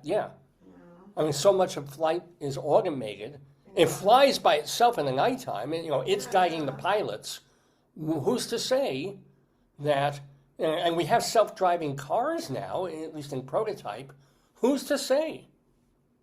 I don't know. Anyway, let's do one or two more and finish up Greeley Times here on Dave's Gone By. Back to the poo phone. A caller at an apartment complex on 26th Avenue said a woman was sleeping near the door of one of the buildings. The caller said she was, quote, doing something smelly, unquote. What? Yeah. Well, you don't want to know. No, maybe she was part of the study.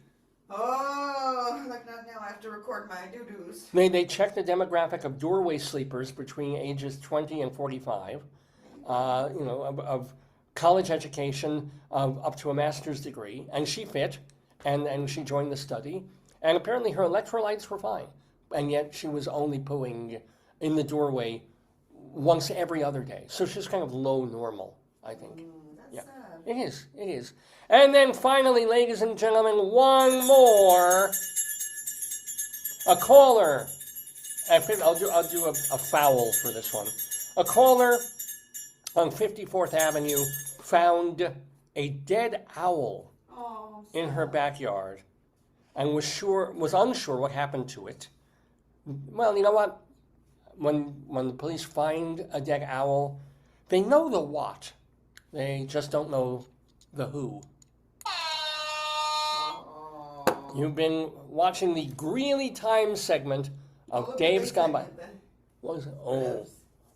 It says, fall off the bone, baby back ribs, heaping fresh cut of fries. You deserve this. They just sent you that here. Show people that. Is this for Mission? Yeah, you deserve it. They're telling you deserve it. I do. Look at that. When you get the ribs, are they connected like that or are they separate? No. Connected like that? Yeah. If you get a rack, a half rack. One? Okay. Yeah, and you can get them bone by bone by bone, but usually there's three or more. They'll have them together, and you just pull them apart and eat them. Now I'm hungry. But that was Greeley Times. Mr. Horace Greeley was no fool. I'm sure that you agree with me that Greeley was no fool. What he is getting at is that Mr. Greeley was no fool. Yippee-yi! Yippee-yi, yippee-yi, yippee-yi, yi-yi, yippee-yi, yippee-yi, yippee-yi.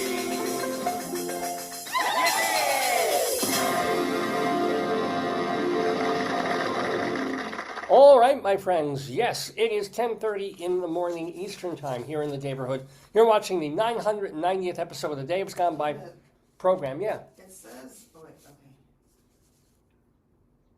What? Oh, caught up. It was said live, but it had you with the chickens, and then it caught up. Yeah, well, yeah, so there's a delay. It's like a 10-second, 7-second delay. Here, I got a chicken flying into the screen. Oh, that again. It's going to be confusing. Oh, all right, so I'm going to have a poop flying in front of the screen now. He's cute, isn't he? Look at that. Yes, you're choosing to watch this program. It's 10:30 in the morning in the neighborhood. Yeah, it's about a half a minute delay from when we're doing this, I guess, doing the broadcast, yeah. Okay. So we're good. We're good. So coming up on the program, we have our Colorado... Yes, dear. You're absolutely right. We have our... Should I do our Colorado Limerick of the Damned later in the show? I couldn't think of anything I'd rather do. All right. Wow. That's coming up. Should I mention the friends of the Daverhood people who have been on this program over the years? Why didn't I think of that? Oh, because that's my show. I produce it. Ask them about your guests. Well, yeah, we got Ned Van Zandt coming up, talking to Rabbi Sol Solomon. Are you excited? If you're happy, I'm happy. Wow.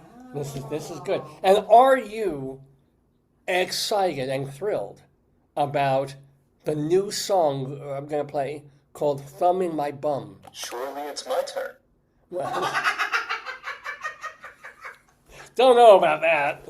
How about, do we have time? And it's already 10:30. Do we have time for story time? What do you think? What a wonderful idea. Oh, I think we have to do story time then. And then what about Rabbi Sol talking about the TSA and airline policies? Whatever you say. Oh, I love this guy. Do you want the farm book? Well, I'm going to do actually this. Ladies and gentlemen, it's the So You Want to Be President book. Let's do it. Let's get this, because I've got the energy. And then we're going to lay in Ned in about 15, 20 minutes, and then some of the other stuff that we've done on the show. So let us go right to story time on Dave's Gone By. Tell me a story, tell me a story, tell me a story, remember what they said. You promised me, you said you would, you got to give in, so I'll be good. Tell me a story, then I'll go to bed. So, ladies and gentlemen, Storytime is a segment that we've been doing for a while now, where I don't have to create material because the material is created for me. I find the book that we get to share with you, and I get to goof on it when I can. Today, we have the new and improved, the presidents just get worse, but the books about presidents just get new and improved. So You Want to Be President by Judith St. George and David Small. And I just noticed this. Look, this is. I didn't look at the cover all that. Hun, look at the. They're all smiling and happy and goofy. Yeah, I guess. So that's Lincoln. There's Teddy Roosevelt. There's Washington. Is that Jefferson? Is he the other guy on Mount Rushmore? I was actually talking to one of my colleagues. We went to that Confederate Park. Oh. Remember in Georgia with the doll collectors and the theater people? Yeah. And it was a Confederacy one where they had all the Confederate heroes. Remember that? I remember that. That was unusual, yeah. So you want to be a president. It's a big job and getting bigger. This is the précis. This is kind of the blurb on the fold of the book. But why not? Presidents have come in just about every variety. There have been generals like Washington and actors like Reagan. Big like William Howard Taft. Potato's going to represent William Howard Taft for obvious reasons. And small, like James Madison. Handsome, like Franklin Pierce. Who remembers he was the hottie of his day? And homely, like Abraham Lincoln. All right. And they've been born in log cabins, like not only Lincoln, but Andrew Jackson, and mansions like William Henry Harrison.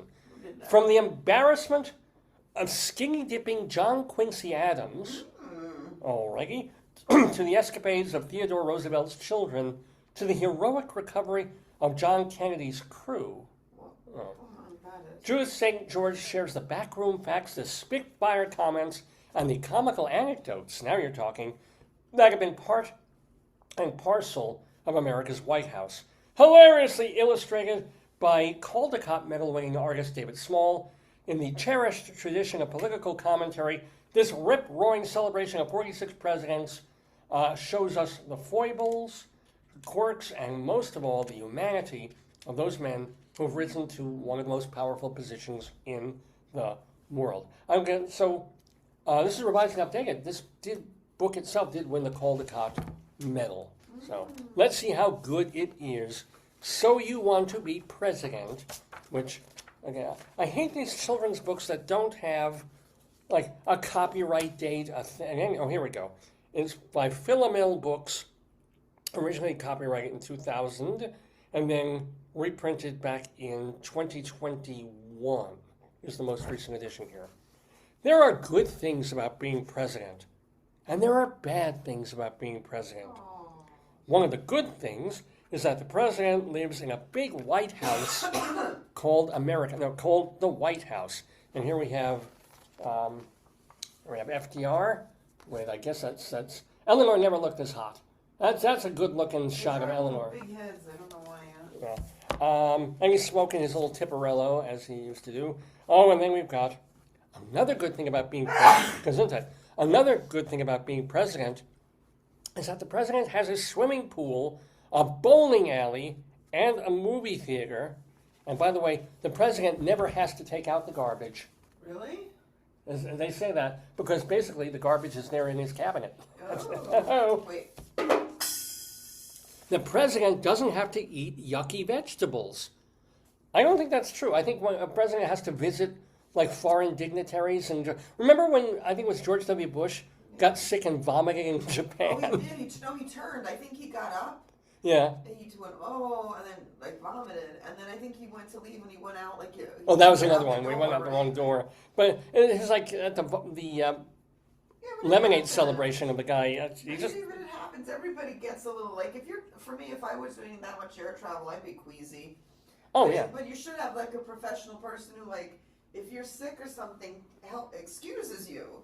You know, it notices that you're not well and helps you get out to get. Well, the president does have an official vomit cleanser. Oh, good. There's someone who wipes his mouth daintily, carries away the bucket. Yeah. It must be horrible. Imagine you're at that dinner. Yeah, true. And imagine you're the chef. Imagine you're the chef, the dignitary chef at this other state thing in Japan or Korea, wherever it was, and you've created like you spent all week planning the menu all day from the early morning, getting the dishes just right, and then the president of the United States comes and he eats your food, and he's like, it's like every horror movie and every mystery movie. It begins like with one person, and then everybody gets sick. I would be afraid, like, if it was him, I would probably like contact everyone at the dinner that night and say, "Are you okay?" Because you don't know if it's if he had a bug. It could also be like. Like I'm watching on one of my social media things, all these like old shows about like the monarchies in different countries. And well, half of them were poisoned. That's what I'm thinking. The Habsburgs. But you wonder like if it's I mean, then you gotta wonder like By the way, speaking of presidents who should have been poisoned, the president does not have to eat yucky vegetables. As a boy, George H.W. Bush had to eat broccoli. When George H.W. Bush grew up, he became president. That was the end of the broccoli. And his son was the end of this country, I'll tell you. One of the bad things... One your dad hated? His kid, George W. Bush. Your dad often got mad, but he got extremely mad. Yeah. George H.W. Bush hated broccoli, but he liked grabbing girls' asses. That was his thing. Not that I don't, but okay. One of the bad things about being president is that the president always has to be dressed up. William McKinley wore a frock coat, a vest, a pinstripe trousers, a stiff white shirt, black satin tie, gloves, a top hat, and a red carnation in his buttonhole every day. Yeah, that's a lot of doing. He had somebody dress him. Oh, well, they all do, of course. Yeah, they have designers and stuff. The president has to be polite to everyone. And he can't go anywhere alone. The president has a lot of homework. So if he has somebody alone, not alone, then why didn't somebody know he was nauseous, right? Well, you know how those things happen almost instantaneously. You're fine, and then suddenly... I don't buy that. Really? I've been nauseous with migraines. It's not like that. You know what's going to happen. It's not like a secret. Remember me coming back from the Klezmer concert in Central Park? I was fine. We're fine. We went. You grew up on a dating couple. I know. I did. I projectile vomited chocolate milk.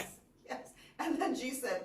And then the homeless guy was and then we ran through the park and I said don't use because I work with homeless people. I said don't use the bathroom, the outhouses in the park as a bathroom. They're really homes for homeless people. And then Nihal went in and was fighting with the homeless guy, or they had some altercation or some kind of... I know, but we had to walk a mile to get to actual bathrooms. We were in horrible pain. But did you guys have the same food? Because we had we went for... Well, she had an egg allergy or something like that. And I had just... we were in the hot sun after I had a serendipity shake or something. Well, you were waiting because you wanted to get the autograph. Yeah. And then you know what she said? She's like... I thought it was blood, like blood. I'm like, if you thought it was blood, why did you guys more? Well, it probably, for a moment, he thought it was blood, and then he realized, no, he had a big chocolate shake. It was chocolate milk. Yeah, but I spewed. And literally, 2 minutes before I doing this, I was fine. Really? I was waiting after the concert. I got the autographs. We were walking in the sun, and then just suddenly, Did people do the show music for you? They were the ones who originally did the klezmer music for Shalom Dammit, the TV show. That was New Orleans. I think it was New Orleans Klezmer Ensemble. They were great. Okay, people get mad at the president. Someone once threw a cabbage at William Howard Taft. That didn't bother Taft. He quipped, quote, "I see that one of my adversaries has lost his head."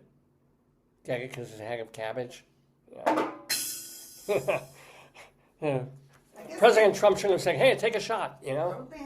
Don't they have like court jesters who could help them with the humor? I'll bet you some staff person whispering. Don't they have a staff comedian or something? Like, remember all the King things Lear I'm did. watching with the kings and the queens? They have like a jester. They have a fool, They should get somebody who could write like jokes for the presidents too. Well, the president, I'll bet, has like 5 or 6 speeches, like Peggy Noonan's. Oh, yeah. And probably one who's known for humor, and another who's known for seriousness and tragedy, and then another who's known for the research, and they all collaborate. Wasn't it the case where one of the presidents or their wives was plagiarizing, like Michelle Obama? Like you can't plagiarize even as a speechwriter. Yeah, no, it was what's her name? It was Melania Trump.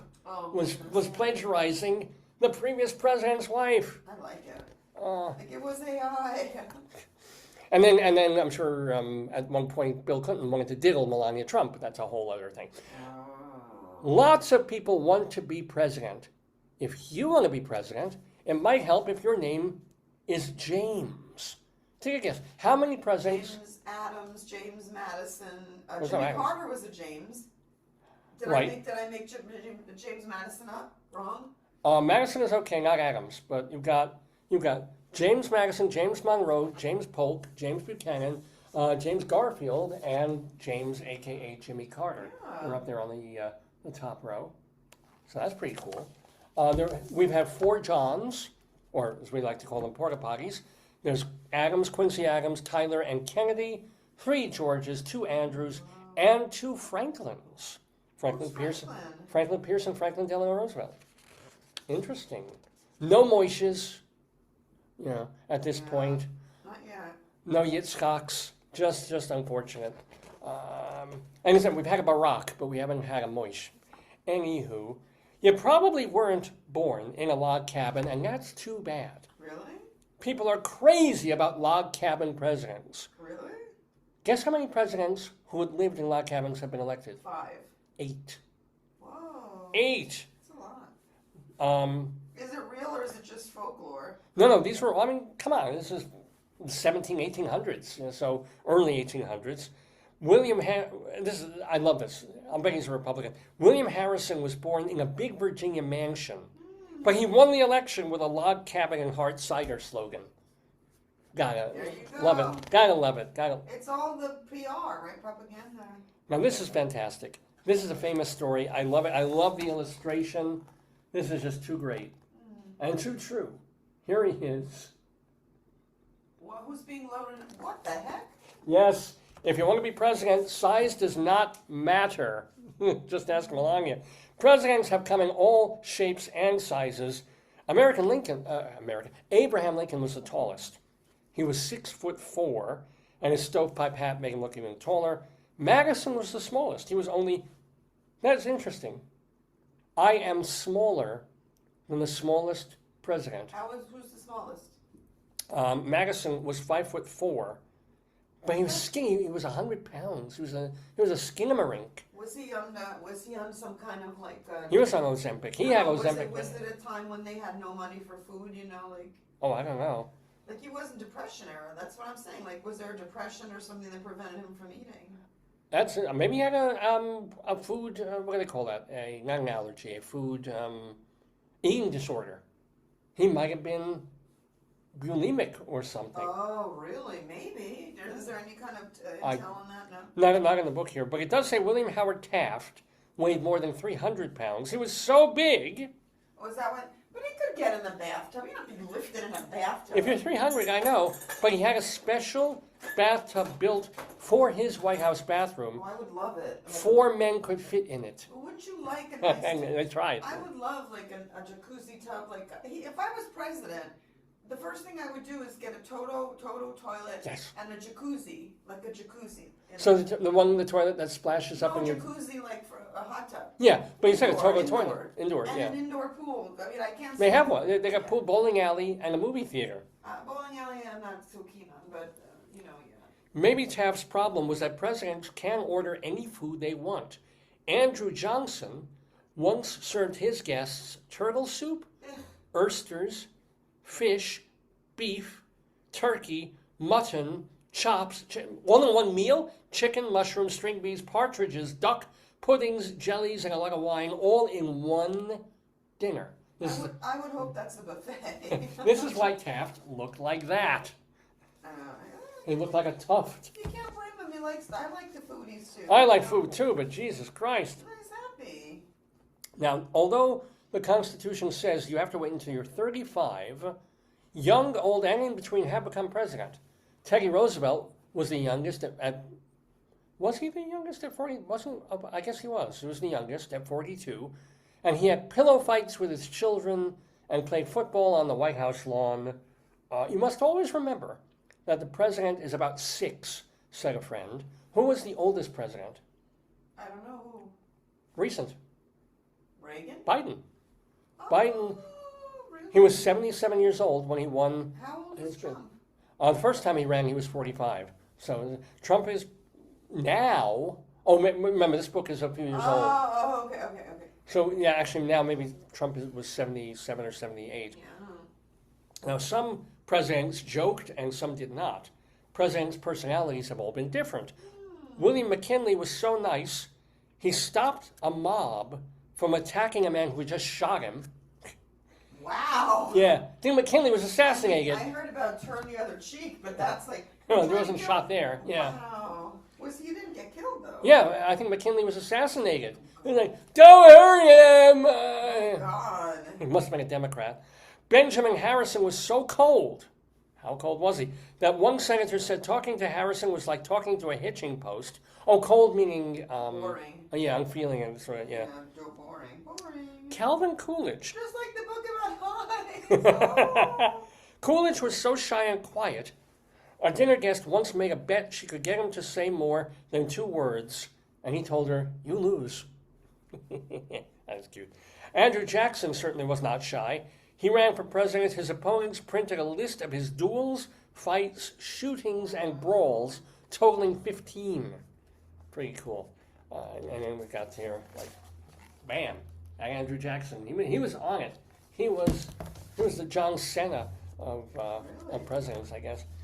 Don't worry about your looks. Abraham Lincoln was a homely man, but one of our best presidents. And he in case you forgot, he reunited the country by winning the Civil War. That's good. Well, someone once called Lincoln two-faced, and Lincoln said, apparently, or a speechwriter wrote, "If I'm two-faced, will I wear the face I have now?" Meanwhile, Warren G. Harding was a handsome guy, but one of our worst presidents. He gave government jobs to crooked friends. Well, that never happens. And he said, quote, I am not fit for this office and never should have been here.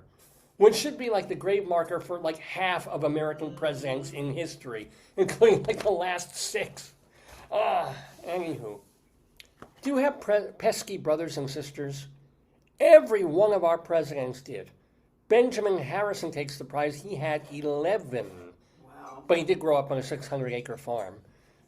James Polk and James Buchanan had 9. Wow. Others had 8. 2 presidents were orphans, Jackson and Hoover. Whoa. And having a president in your family tree is a plus. John Quincy Adams was the son of John Adams. Oh. Of course, we know George H.W. and George W. Bush. Ted Roosevelt and Franklin Roosevelt were 5th cousins. Benjamin Harrison was William Harrison's grandson, and James Madison and Zachary Taylor were 2nd cousins. So it's a very incestuous kind of, I thought it was a Masonic thing, but it's a family thing. Some presidents threw money around, and some were penny pinchers. James Monroe used French silverware, china, candlesticks, chandeliers, vases, rugs, furniture, 93 crates of stuff. William Henry Harrison was thrifty. He walked to the market every morning with a basket over his arm. Aww. Yeah, I don't think we're going to see people doing that. Remember when the dead Pope, he was in a record store in Rome? He was just like out there shopping for an album or something. I need a record. Let's see. Do you have a pet? All kinds of pets have lived in the White House, mostly dogs, and not just the wives of the presidents. Herbert Hoover had Piney, Snowflake, and Tut. And he never got along with his master, by the way, Tut didn't. Franklin Roosevelt's dog Fala was almost as famous as Franklin. Barack Obama promised to give his daughters a dog if he was elected. He wasn't, he did. George H.W.'s dog wrote Millie's book, as told to Mrs. Bush. That dog was cute. She was like long-haired something. Speaking of dogs, Mrs. Bush, like that. And Joe Biden's dog Major was the first rescue dog ever to live in the White House. He was a German Shepherd. I liked him. Benjamin Harrison's goat pulled his grandchildren around in a cart. The Coolidges had a pet raccoon. Oh, wow. Carter and Bill Clinton preferred cats. Oh, they also had dogs. Teddy Roosevelt's children, they had pets. They ran an actual zoo. Dogs, cats, guinea pigs, snakes, mice, rats, badgers, raccoons, parrots, and what are these? What might these be? Don't tell me anyone had them. Did they? But they're close, like guinea pigs are close. I hope not. And badgers. These are badgers, yeah. I hope not. To cheer up his sick brother, young Quentin once took his pony Algonquin upstairs in the White House elevator. Somebody was cleaning the doodles from that. Let's do a little bit more of this book and we'll finish it up. We'll probably do this in 2 or 3. We'll see. You certainly don't have to be musical to be president. Ulysses Grant certainly was not. No. He knew only 2 tunes, Yankee Doodle. Oh, no, he said, I know 2 tunes. One is Yankee Doodle, the other isn't. There you go. There's that presidential wit. But a lot of presidents were. Jefferson, Tyler, and Wilson played violin. Quincy Adams, the flute. Chester A. Arthur was good on the banjo. Truman and Nixon, the piano, of course. Bill Clinton, the... Oh, he played the piccolo. The mouth flute. No, women played his piccolo. No, he played the saxophone. And Harding was good on every brass, including the sousaphone. Oh, really? Yeah. Some presidents could dance. Washington did a mean minuet, and he danced with every lady at the inaugural ball but his wife. She stayed home. James Madison thought, I would much rather be in bed than go to his inaugural ball. And Lincoln, we guess, was not much of a dancer. He said, Mary Todd, I should like to dance with you the worst way. Miss Todd later said to a friend that he certainly did. Oh, God. And Woodrow Wilson liked to do the jig step while singing silly ditties. And then, and then we're going to end on this one. Here's John Quincy Adams in full Brando Apocalypse Now mode. I have no idea what this is referring to, but that's just how I want to think of a president. Is he a swimmer? He was a first-rate swimmer. One time he was skinny dipping in the Potomac. Oh, Lord. A woman reporter snatched his clothes and sat on them until he gave her an interview. Well, we are reading. This is actually a lot of fun. This is So You Want to Be President, the revised and improved edition by Judith St. George and David Small. We're reading this as part of Dave's Gone By. It's our StoryTime segment on this edition, our 990th episode of the show, on this July 12th, 2025. I'm Dave Lefkowitz. That is my darling and adorable and wonderful wife. And you've chosen to join us on a fabulous episode, fabulous day. Don't forget we have Thumb in My Bum coming up. We have Rabbi Sol on the TSA. We've got a Colorado Limerick. But let's bring into the Daverhood our guest of the day. Since we're calling this episode Van Gogh, we have, let me just get this out, Ned Van Zandt in the Daverhood with us. Ned is a longtime actor, veteran since like the late 70s, an actor and now a playwright, because he's written a play called Del Valley, which is all about his years, first of all, and not just in New York. I've been kind of misrepresenting that. But his years conquering addiction, but also trying to be an actor and performer, and then be part of the downtown theater scene in New York and in California. lots of stories to tell like he does in this one-person show where he plays all the different characters. He's doing it at the Edinburgh Fringe next month and then hoping to bring it to New York after that. So, Ned Van Zandt is going to be talking to Rabbi Sol Solomon. Sol, of course, has been with us since our very first episode. He's got his own website, Shalom Damn It. So keep it tuned right now. I'm going to share my screen. I'm going to make this bigger right here. Share this up. Bring that down. Oh, no, I need that. Should not have done that. I need to open this up. I need to move this. All these complications. Let's move this here. Thank you very much. And Ned Van Zandt and Rabbi Sol Solomon here in the Daverhood on Dave's Gone By.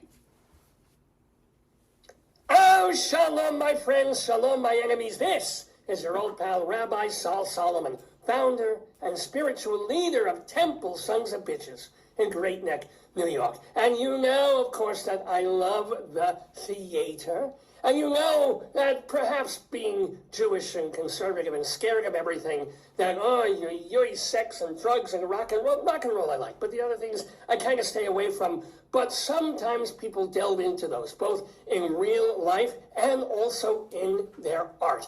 With us is an artistic fella named Ned Van Zandt. Now, Ned has lived the life, but he's also writing the life. He's got a play called Del Valley that is going to be done at the Edinburgh Fringe Festival in August. We'll give you the details on that. Plus, the hope is to bring it into New York thereafter. So Ned is going to tell us about the play, also about his life, also about his relative, which is kind of an interesting thing too. All of this right now. Shalom, Ned! Shalom. Nice to be here. Yeah.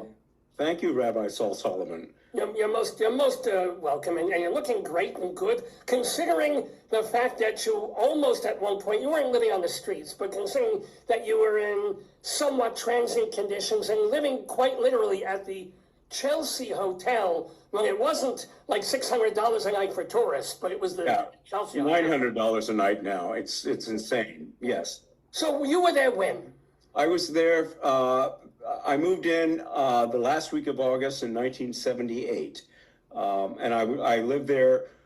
I moved out right after Nancy Spongeon's murder for about a month, but I lived there until 1981. So I lived there almost 30 years, yeah.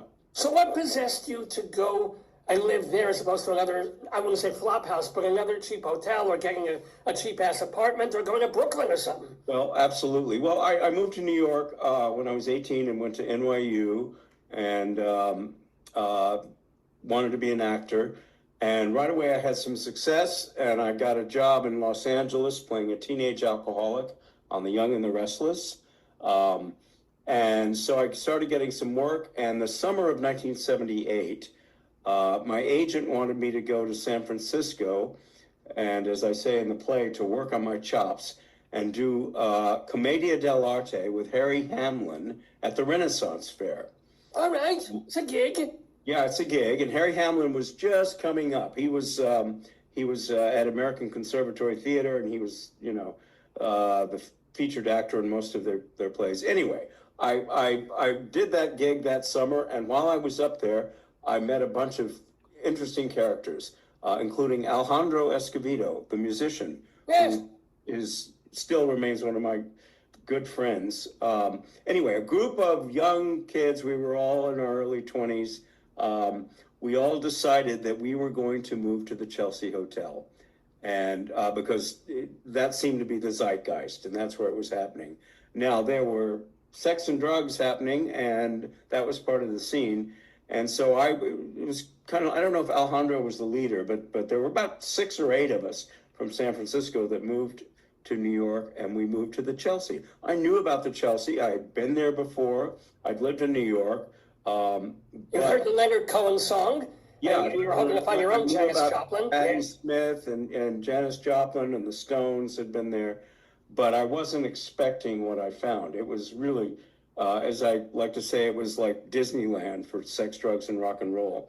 And so I moved in there, and I am, at the time, I'm I'd gone to prep school. My uniform was like a tweed jacket, wire rim glasses, and I'm sorry, I do want to stop you for a moment, since you mentioned the alma mater of the host of this program, NYU. What did you study there? Were you in the NYU acting program? Yeah, I was with the acting program, and Olympia Dukakis was my acting teacher. Oh, what is the most interesting or profound thing you learned, if anything, from her or from one of your teachers there? Well, as she liked to say to me, she gave me some criticism after I did a scene, and she said, "Chutzpah, chutzpah." I did not know what that meant, And she amazing. said, she knew. She's Greek. Okay, yeah. Balls, So she taught me the meaning of chutzpah, and she basically just, helped me get out of my own way. And I mean, I've got some really dirty stories too. I mean, yes, please tell them. Oh, hold my ears. You just talk to the audience. Go ahead. Well, no, we had a young girl that was in class who had actually been a stewardess before she came to study acting in our class. And Olympia was just trying to break her down because she was so well manicured and coiffed, and the girl was saying, "Olympia, you keep talking about, our center. It comes from our center, and I don't really know, what that is." And Olympia just had it, and she said, "Honey, it comes from the hairs on your cunt." Yeah. Anyway. Good thing she wasn't a male instructor, or he would have been fired the next day. No. Well, this and was up on charges. It was all very politically incorrect back then. Yeah, 60s.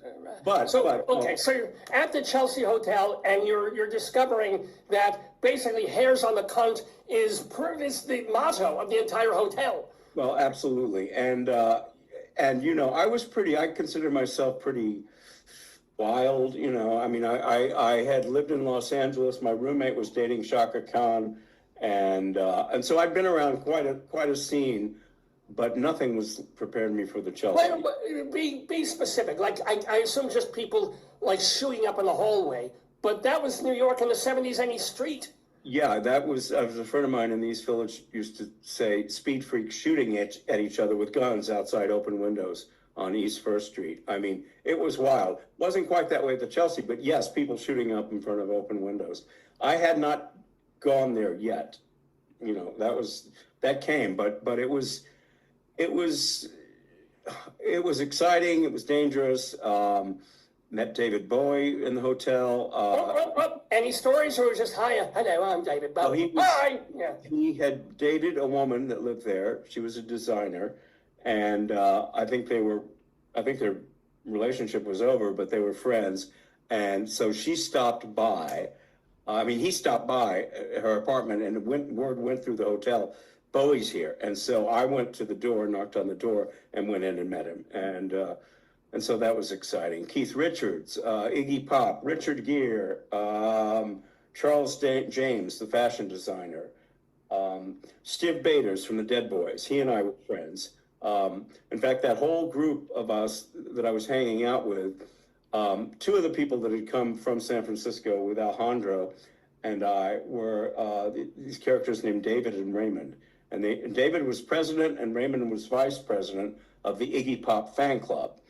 And so they were close to Iggy, and that's how I met Iggy. I'd actually met Iggy like 6 months earlier in Los Angeles when he came home from a fashion photo shoot with my then girlfriend, Nina. I was dating this Bulgarian supermodel.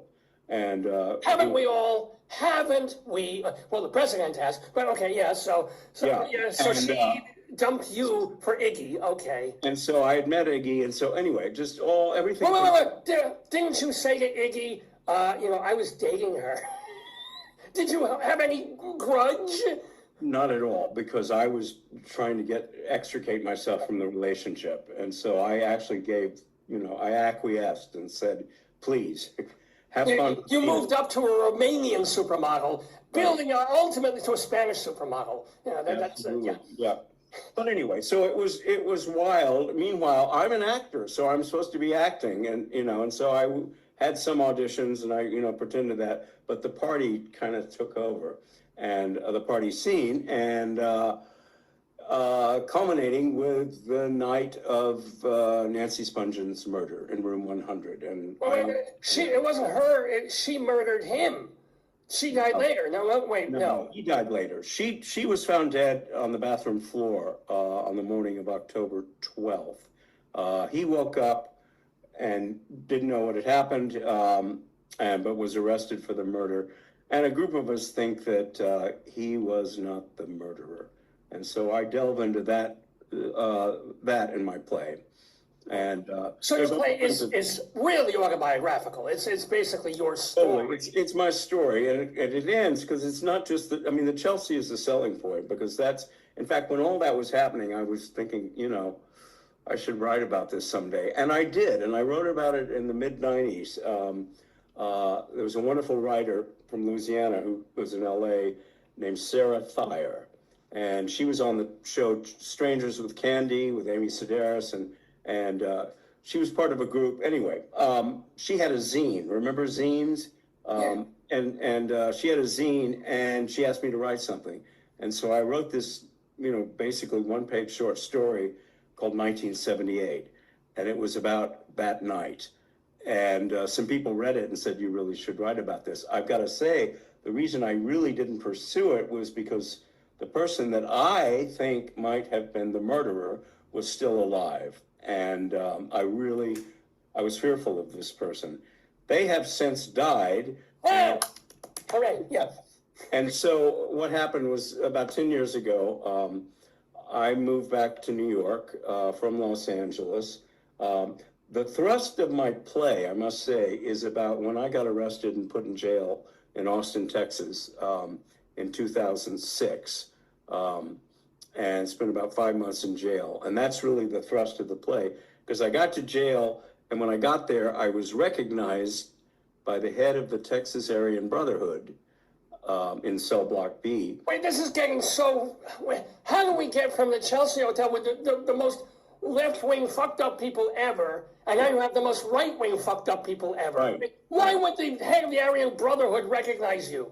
Well, because his favorite soap opera was One Life to Live, which I used to be on. I used to have recurring roles on One Life to Live, and this guy was obsessed with soap operas, as a lot of people in jail were. Their soap operas aren't so much, in the culture these days. But he watched All My Children, The Bold and the Beautiful, Young and the Restless, One Life to Live, and I was on most of those, but especially One Life to Live and All My Children, because as a New York actor, most New York actors, especially during the 90s, that was bread and butter. I did a lot of roles. So, pardon me for asking also, though, why all the way in 2006, after the 1970s had years of you know what, and rock and roll, why did you get arrested? What the hell did you do in Texas? Because I had been, after the Chelsea, and I drove a cab in New York for about 3 years, and that ended badly. Wait, how did it end badly? I picked up a guy on the Upper West Side, and he told me he would pay me when we got to 9th Street and Avenue B. And 9th Street and Avenue B in the early 80s was a war zone. And I knew this, and so when we got there, he said, hey, would you like to come up to my apartment and do some coke? And I was like, okay, like an idiot. And when I got in this abandoned tenement, he pulled out the biggest knife I'd ever seen. It was like a machete. And he tried to slit my throat, was not able to, but he got my money. Anyway, that was scary. And the following day, I quit driving a cab. Anyway, so I was struggling with, paying rent. Addiction. And so I did get sober, and I was sober for many years. And then I drank. And then, it was a downward slide. Ended up back in Austin, Texas. I'm from Texas, from a storied family. I'm like 7th generation Texan, my second cousin. We'll talk about that. Yes. Towns Van Zandt. Anyway, so I was, on the skids and got arrested, which was the worst thing that ever happened to me and the best thing that ever happened to me in 2006. So I get to jail and... Were you driving? I mean, or just publicly intoxicated or what? When I got arrested? Yeah. What were you doing? Yeah. I was leaving a friend's meth lab, basically, outside Austin, Texas, and got arrested and that was not my drug of choice. Wow. Okay. Got But it. anyway, I'm just filling in the little gaps here. Which I got I'm sure arrested. You do in your play. I got arrested, and I was, my life was the dregs at the time, and so, like I say, it was the best thing that ever happened to me. But when I got to jail, here I was. I became like a celebrity, and was because this guy who was like 300 pounds and Nazi. Oh no! He was like an albino god. He was very good looking, and but with tattoos everywhere, and almost white hair, and steel blue eyes, and but basically he wants to be an actor, and so we are able to watch television when they let you out of your cell. There's like this open cell time, and there are 4 TVs, and one is the Cartoon Network, and the other is ESPN, and the other is the Murder Channel, Crime Channel. Really? Okay, yeah. And then network television. And I became like the programmer at night. I would make requests like, this show's on. The show Lost, the series Lost, was ending its first season. And that is a theme of my play too. Anyway, so we would watch Lost, and I would transcribe scenes, and I would do little acting scenes with this character, Donnie, who was the junior Grand Dragon of the Texas Aryan Brotherhood. Anyway, so that's part of the play, and then I flash back to the Chelsea Hotel. Now, how long were you in prison? Almost 5 months. Oh, yeah. So it was long enough to. It was nobody would bail me out. I exhausted all. Anyway, and then you come out, and what do you have? I mean, at that point, are you immediately sober?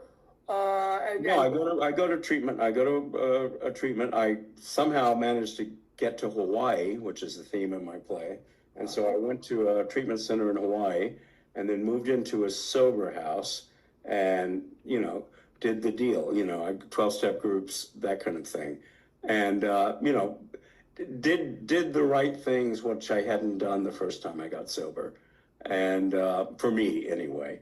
But my story is it's not sentimental or preachy or all about that. But it is to, in my life today, I am partner in a sober house, Upper West Side of Manhattan. And I run a sober house for men. I mean, our demographic is 18 to 35, but it's people with mental health issues and addiction issues. And, so I'm passionate about that work. But I'm also an actor, So you've been making, how have you been since like 2006?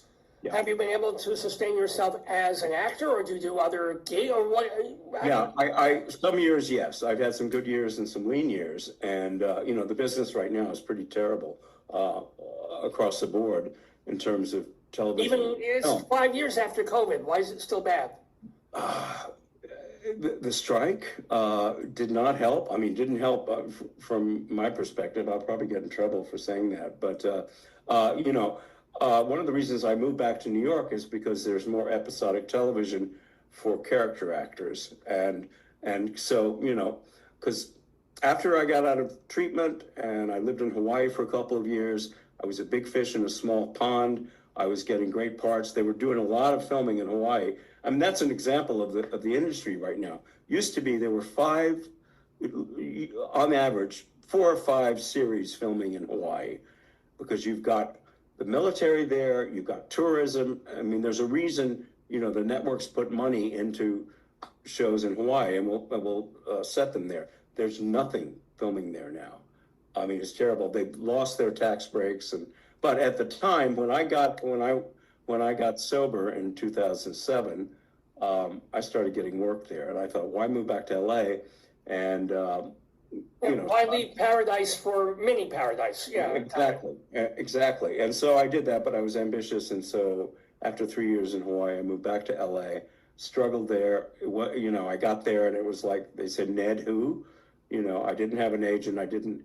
And I got some gigs. I worked, but my heart was getting back to New York. And I knew I wanted to write. I didn't know what it was. I thought it might be a memoir.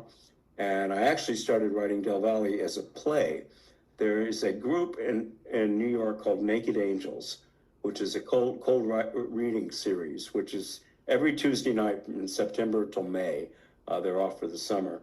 But you bring in pages you've written, and it's for actors and writers, and it's free, and it's usually at a downtown theater. It was started in the early 90s by a bunch of New York actors like Marissa Tomei, Sarah Jessica Parker, Matthew Broderick, all these, Cynthia Nixon, all these actors and movers and shakers in New York theater started this group as a way to, at the time the first Gulf War was happening, and they wanted to express themselves.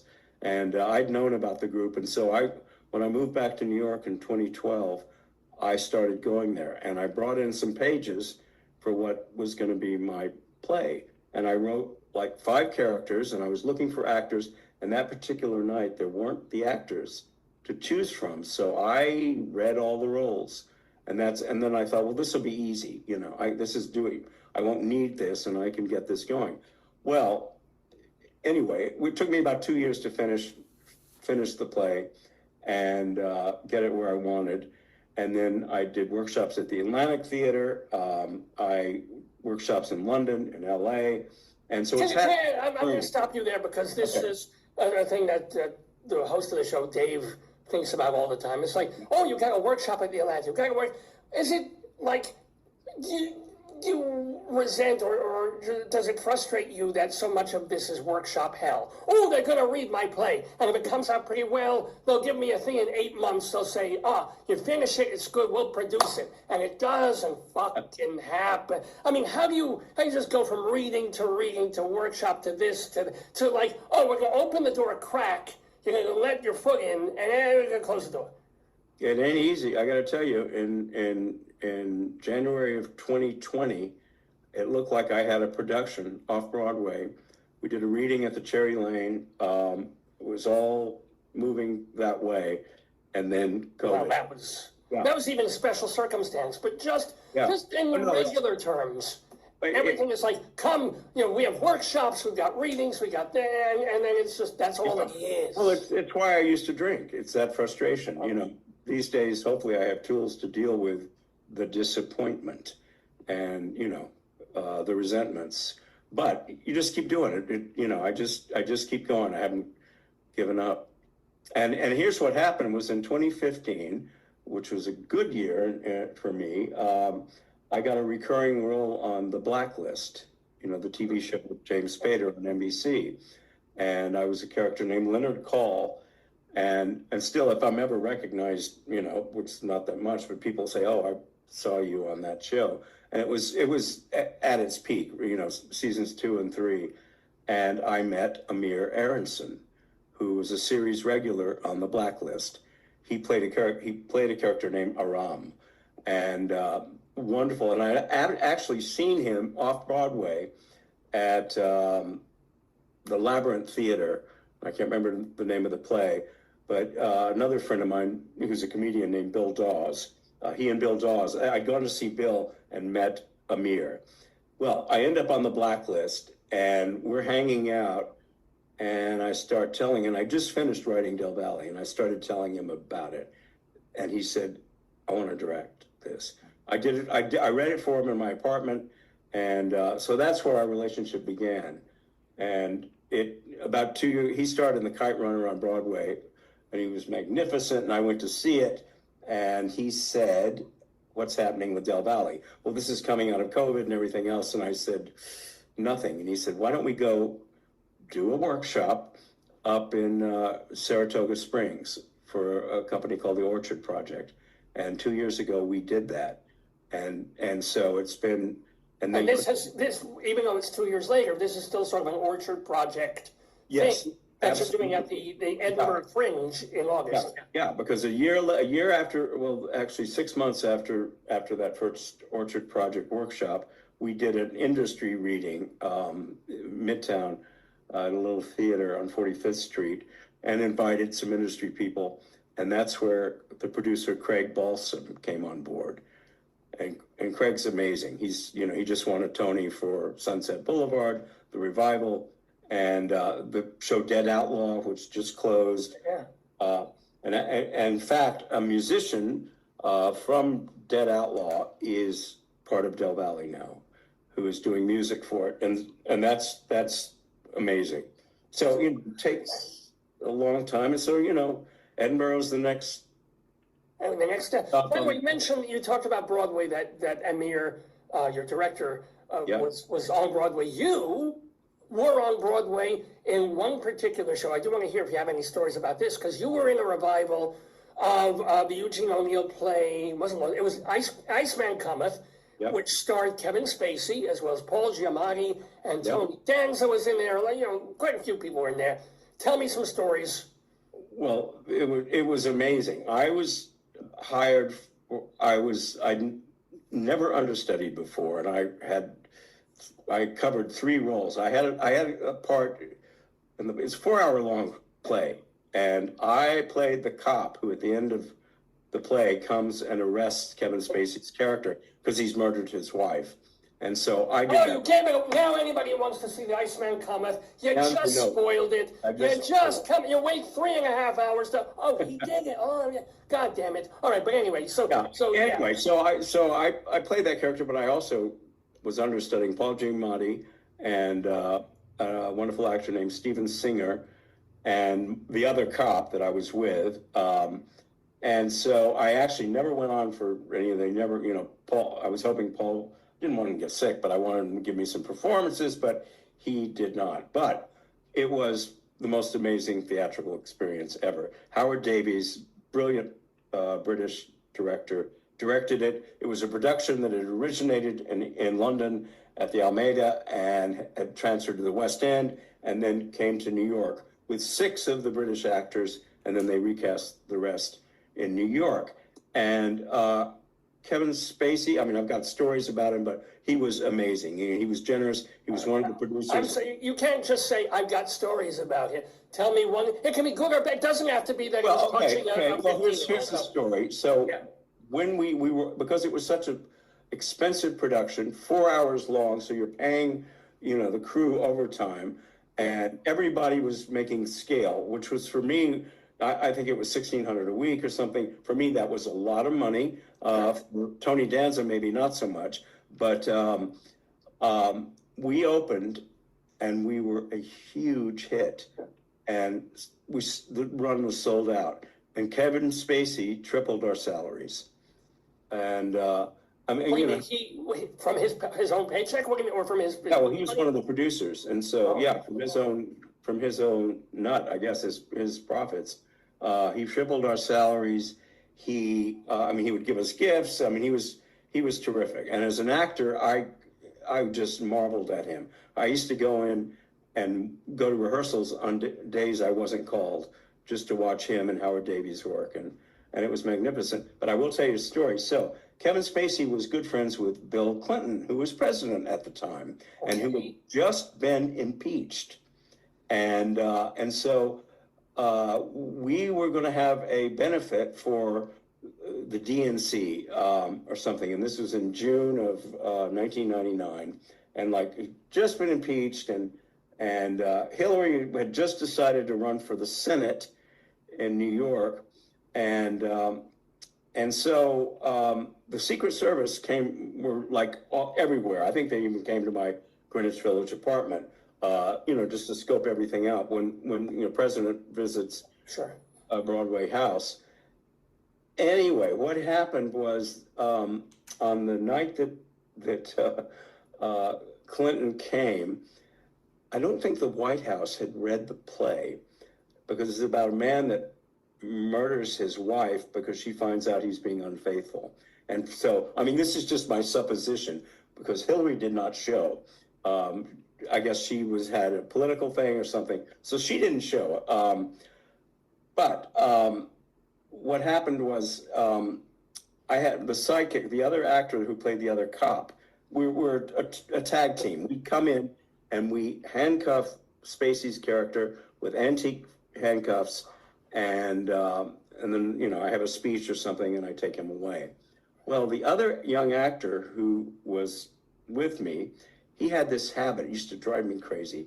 He had this habit of showing up right before entrance. I would get, I'm a professional. I'd get to, the wings 5 minutes at least. just be on time. Plus, we're dealing with props, Was he late for a call, or was he just hanging out backstage and then hanging out and we just saunter on right when we enter? It always made me nervous, and like the stage managers in the wings or whatever. Well, because the Secret Service were there, because Clinton was there, this actor had gone out in the alley for his usual smoke break, and the doors were locked, and he couldn't get in. And so the stage manager's saying, "Where is he?" And I'm like, "I don't know." And then he goes, "You're on." And so I had to go out and play both characters, say his lines and my lines. And his character, he's younger and beefier, and he's the one that actually grapples with Spacey and arrests him with these antique handcuffs. And I had to do that. So basically I had to be in two places at once. And the look on Kevin Spacey's eyes of terror as I'm doing all this, I'll never forget.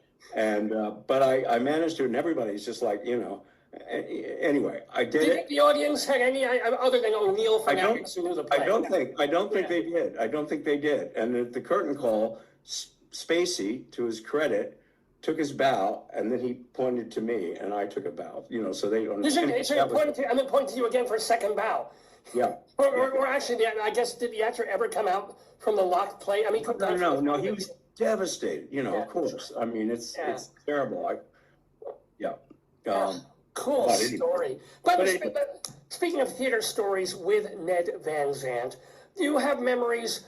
You weren't really there for the off-Broadway movement of the 1960s of La Mama and 13th Street Theater, or were you? Or theater? I was at the tail end of that. Like I said, I got to New York in 1972, and so La Mama was there. I worked at La Mama. The old WPA theater was there. The old Reliable and the Chino, which were the birthplaces of off-Broadway, they were gone. But I was there, and Phoebe's, the bar on 4th Street in the Bowery, which is like the Sardi's of off-Broadway. It used to be. Now it's a sports bar. But I was able to lap that up. And I was, Charles Ludlam, John Vaccaro, Jeff Weiss. These were people I marveled at. I'm just personally, do you happen to remember or know a playwright there named Bob Reinhold? Does that ring a bell? No. He used to write sometimes some poetically myth-related plays that were done a lot at La Mama and places like that. Does it ring a bell? Bob Reinhold? No. All right. Did you know Lanford Wilson band? Yes. Sam Shepard? Yes, I knew Sam Shepard. I knew Lanford Wilson. William Hoffman, who I dedicate my play to, who wrote the play As Is, and also was librettist for operas and wrote The Ghost of Versailles. He was one of my earliest mentors and friends, and so I knew Lanford. I knew Tom Ian, who wrote Dreamgirls. In fact, I just came across a picture of me and Nina, the girlfriend. We were in the first HBO movie, which was in 1980, and it was a filmed version of The Dirtiest Show in Town, which had been an off-Broadway hit and off-Broadway hit. And who else? Sam Shepard, playwright named Joseph Renard, Janine O'Reilly, John Vaccaro. Rochelle Owens, maybe, or who else was out there? Fornez, Maria Rena Fornez. Oh, yeah, Maria Irene Fornez, Julie Bavasso. Any stories of these people? Any Wilson, any Shepard stories, any Ludlam stories, for gosh sakes? No, well, I mean, Ellen Stewart's story, who was La Mama herself. She was tough, but in, I guess, 1974, I went with a troupe. Oh, Robert Patrick was another playwright who wrote Kennedy's Children. That was his hit. He was on this program, by the way, before he died. After it was very difficult, but he was Robert was, I have a million Robert Patrick stories, but he was a mentor and a friend, and he drove me crazy, but he was one of my closest friends. But he got the keys from Ellen to go to LA and start a La Mama Hollywood. And I was in the original troupe, and I was his muse. He wrote plays for me. And it was a difficult relationship because it was unrequited love. I wouldn't, wouldn't be his boyfriend, but we remained friends. And we had a grand opening in Los Angeles. The Mark Taper Forum, the Center Theater Group, Gordon Davidson, gave us a theater for our opening because the theater we were going to open in flooded. And so he gave us the Pilgrimage Theater, which is a great, it's like an Art Deco structure by the Hollywood Theater, and it was owned by the Mark Taper Forum, and we had our opening there. Ellen flew out for the opening, and one of the benefactors, one of the wealthy people who were giving us money, said they would put her up. Well, it turned out they, I guess, were racist and didn't know that Ellen was black. And they put her in the guest house. And the guest house had bats. And it was just terrible. And Ellen was calling us saying, I cannot do this. I said, well, we got to get you a hotel. But her solution was, whenever Ellen needed money for the theater or had a situation, she would take to her bed, and get ill and vapors. Anyway, so that's what happened. She ended up in the hospital. We don't think it was real, but she certainly got a lot of sympathy, and it was great. And so she was not at the opening night to ring the bell, but we went to her hospital room and performed the play for her. But anyway, those were the days. I mean, those were the days. Not that I agree with the shit she was pulling with that, but the others, all the others are going to the hospital, doing this and ringing that. It just miss that. Do you miss that? I miss off Broadway. I mean, it was amazing. It was. Now, we have a couple more minutes to talk here with Ned Van Zandt. Don't forget his play Del Valley is playing at the Edinburgh Fringe Festival from August 6th to August 25th. You can catch it. It's part of the Underbelly. That's that theater that they, one of the main stage theaters that they have there in the Dairy Room. Notice how I'm milking this. Yeah. Get milked. Okay, so it's at the Dairy Room. It's called Del Valley. This I do not understand. It's Delvalle, which should be pronounced Del Valley, but no, it's Del Valley because it's Del Valley because it's Texas. Yeah. So, but speaking of Texas, and you mentioned that your family has roots like roots in Texas. First of all, your family helped co-found, what was it, Fort Worth? Fort Worth. My great-grandfather was one of the founders of Fort Worth, Texas. He came there in the 1830s from Tennessee, and he was civic-minded. He started, I don't know if he brought the railroad there, but he started the first bank, and he was, he was quite an accomplished guy. My grandfather, I don't have much memory of because he died when I was a baby, but my father was a writer. My father did not like being the son of prominent people. Now, there wasn't a lot of money. I mean, we were upper middle class, but my great-grandfather, the one that founded Fort Worth, I think he died right at the Depression. He did not believe in inherited wealth. And so before he died, he bequeathed all the land we owned, which is most of downtown Fort Worth, to the city of Fort Worth. And I curse him every day for that. But it gave Fort Worth culture because the Kimball Museum, world-class art museums, are on that land because what he said was this land has to be used for civic good. And so... Yeah, but it could have been Ned's Theater Museum. Could have been. Could have been. Could have been. Now, speaking also of your family, so your second cousin of the late great, as they say, Townes Van Zandt, the country folk singer, songwriter. Actually, before we even get to any Townes stuff, this is so weird because just a couple of months ago on this program, we interviewed a comedy actor and playwright named Billy Van Zandt, who... I know, yeah. Who his brother, his half-brother, is Stephen Van Zandt, another musician. But you're no relation to those Van Zandts. I have met Billy, and we think we are distantly related. Because the Van Zandt, they all came from Germany or Holland. And so it's possible because Billy, is in Hollywood and in the 90s, he was producing some TV show, which I auditioned for. And so we thought, it's possible. Now, what about Townes, though? Did you know Towns. Oh, yes, I knew Towns. Towns was my second cousin, and he was the black sheep of the family. And I'd known about him even before I knew him. But at a young age, I had been at family events where he was. Now, in the 70s, in Austin, I met up with him and partied with him and hung out with him. And actually, it's kind of a poignant story because in the early 1980s, after the Chelsea Hotel, well, I'm back in Texas, and I'm living in hotels and motels in Dallas, Fort Worth, and I'm struggling, and I get a phone call, and it's Towns. And I said, how did you get my number? And he goes, your mother gave it to me. He said, I'm in LA. I've got a show tonight at the Whiskey or someplace, the Roxy, and I was calling to see if you wanted to come. But she said, you're not doing so well. You're in Texas. Anyway, he was basically trying to 12-step me. He was trying to 12-step you. Yeah, that's a switch. Yeah, because he did get sober for a while. He went to treatment, and but never stuck.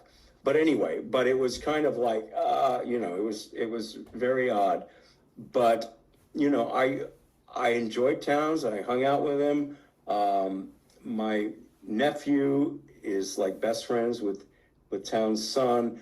But I never appreciated his genius until after he was gone, and when I really started getting into his music. The last time I saw him was at there's a club in Austin called La Zona Rosa, and it was in the mid-90s, and I went to see him, and he was in terrible shape, couldn't finish the show. And so, it's tragic, but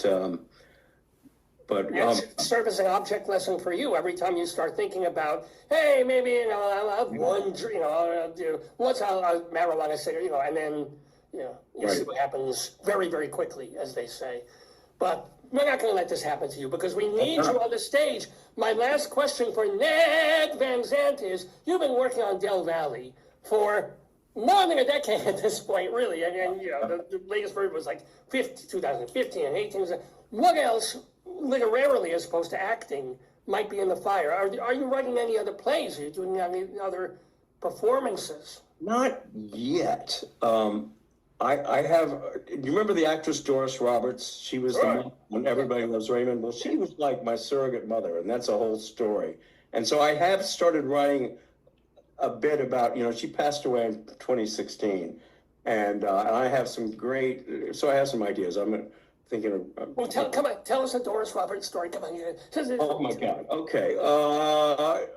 In 2009, I was living in Hawaii, and I'd flown to New York to see her. When I disappeared in 2000 and went back to Austin, where I had a house, and I just dropped out, and everybody was worried about me, including Doris. This is before Facebook, but she did get on Craigslist somehow and says, "Has anybody seen Ned?" Because I parked my car in her driveway in Los Angeles, because when I would go to New York, I had an apartment in West Hollywood, but there was street parking, so I'd always park my car, and I never came back to get it. And my car sat in her driveway for 3 years.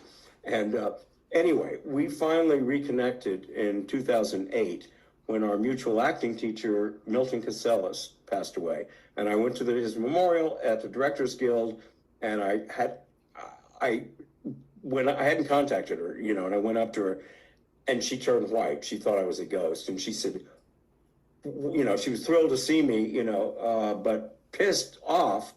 Move your fucking car! She said I had it towed after 3 years. Anyway, but she was wonderful. And so, I'm living in Hawaii at the time, and she says, what are you doing in Hawaii? And I said, well, I'm acting, whatever. And she says, guest stars? And I said, no, they're mostly co-stars. And she says, you're not a co-star. Get your ass back to LA. And so anyway, she was my biggest cheerleader and fan. And actually, so in 2009, I was in a historical movie called Princess Kailani, which is a beautiful movie with Will Patton, Barry Pepper, and Koryanka Kilcher, who played Pocahontas in the New World, Terrence Malick's movie. Anyway, she played the last princess in Hawaii, and it's a lovely film. It was an independent film. Didn't play long, but it played New York, LA. Anyway, the premiere was happening one night, and I'm in New York, and I'm staying at Doris's apartment on Central Park South, and she's on the phone, and we're going to be late. And I said, Doris, we're going to be late. I want to go to the premiere. And so we go out, and there's no taxis. There's, nothing. And then a guy drives by, and he goes, Marie Barone. And she says, give us a ride. And he did. And anyway, so that's how I've got a million Doris stories. Anyway, but there's something there. There's grist for the mill. Work on it, write it, and again, are we going to be seeing you in anything on screen, small or big? Small screens are big now. I would hope so. I was in Feud, the Capote versus the Swans, which was wonderful. It was a bucket list. I got to work with Gus Van Zandt. Ryan Murphy produced it, and it's about Truman Capote. And I play Babe Paley's doctor. I'm in 2 episodes of that. I did that last year, working with Naomi Watts and Demi Moore, all these, wonderful actors. And then I'm on Netflix.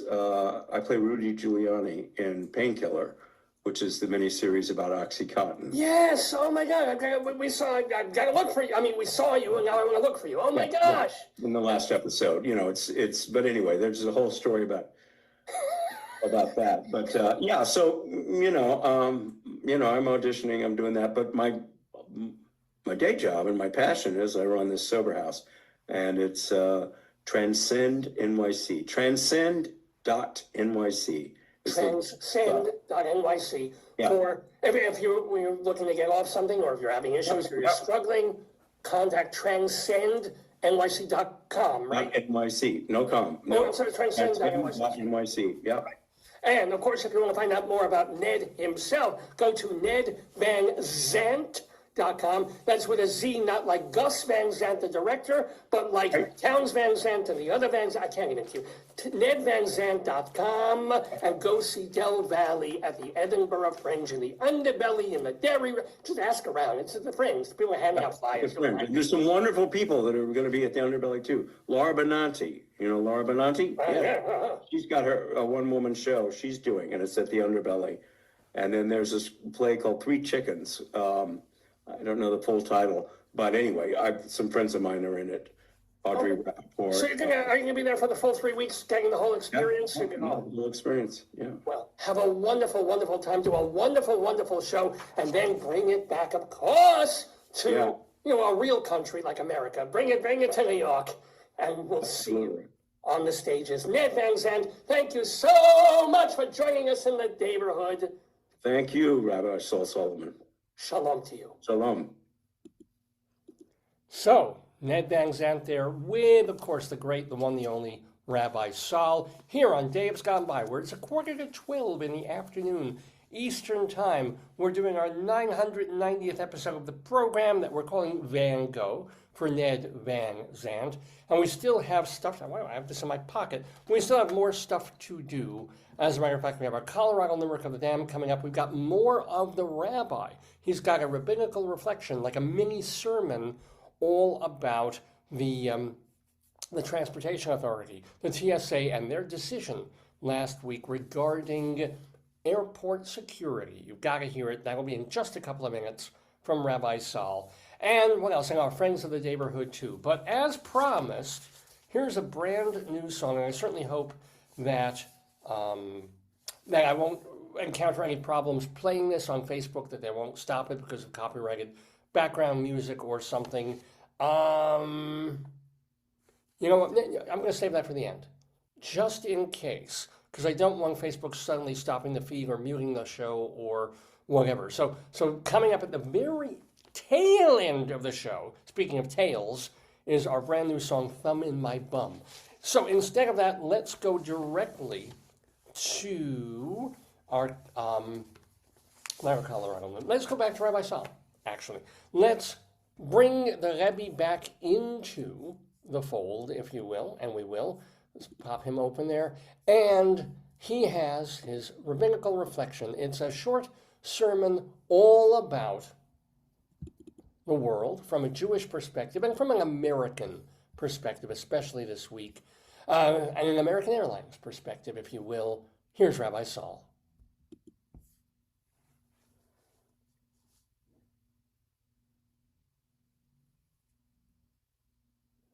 Shalom, damn it. This is Rabbi Sol Solomon with a Rabbinical Reflection for mid-July 2025. Rarely do I enjoy going barefoot. It's nice in the shower, lying in bed, giving my bunions a soak in a shissel of Epsom salts. Otherwise, I prefer my feet covered. Even on a beach, on a blistering summer day, did you ever try to run from a blanket to the ocean on hot sand? When you finally get your burning tootsies in the water, you step on a clam shard and a jellyfish stings your big toe. This is not enjoyable. So, okay, wear socks. I love socks!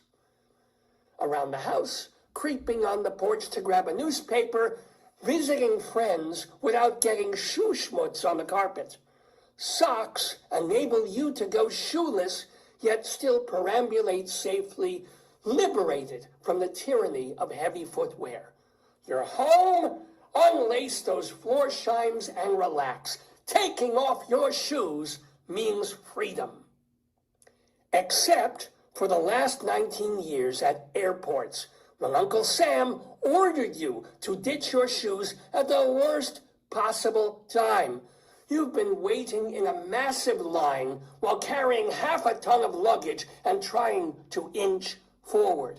Then you pull your shoes off, toss them in a bin, walk on filthy carpeting, pass through a metal detector that somehow detects weapons between your head and your ankles, but no lower. Show your ID, grab your belongings, and at long last, wrench your shoes back on, while a dozen angry people behind you give you side-eye for taking so long.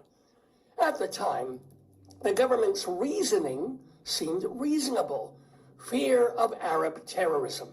In the late 1990s, an English putz named Richard Reed got Islamicized and traveled to Pakistan and Afghanistan to learn all sorts of ways to destroy the Western world. By 2001, he was ready.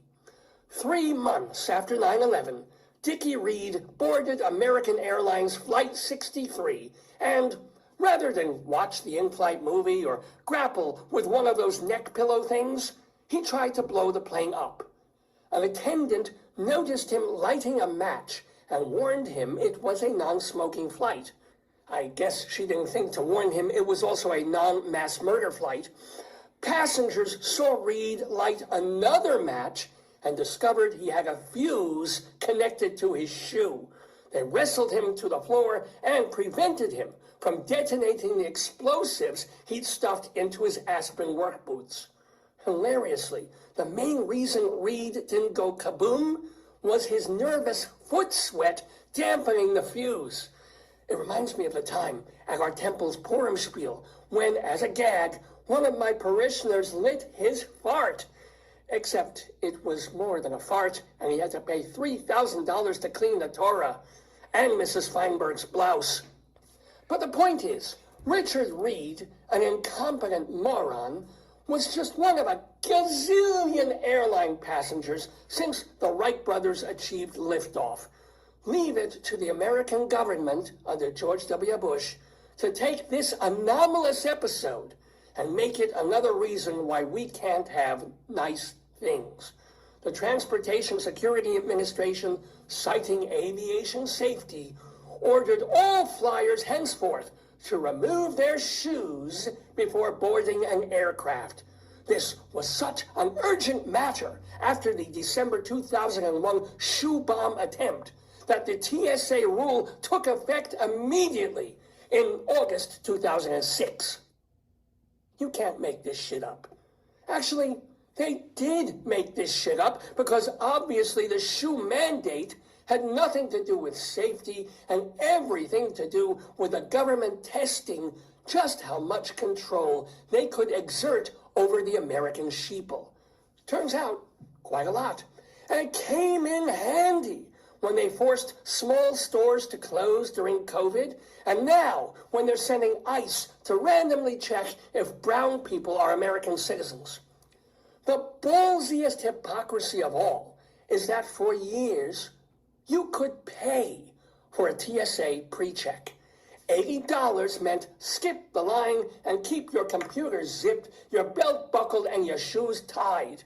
Bounce onto the Boeing while all your fellow travelers glare and mutter, who does he know and who did he blow?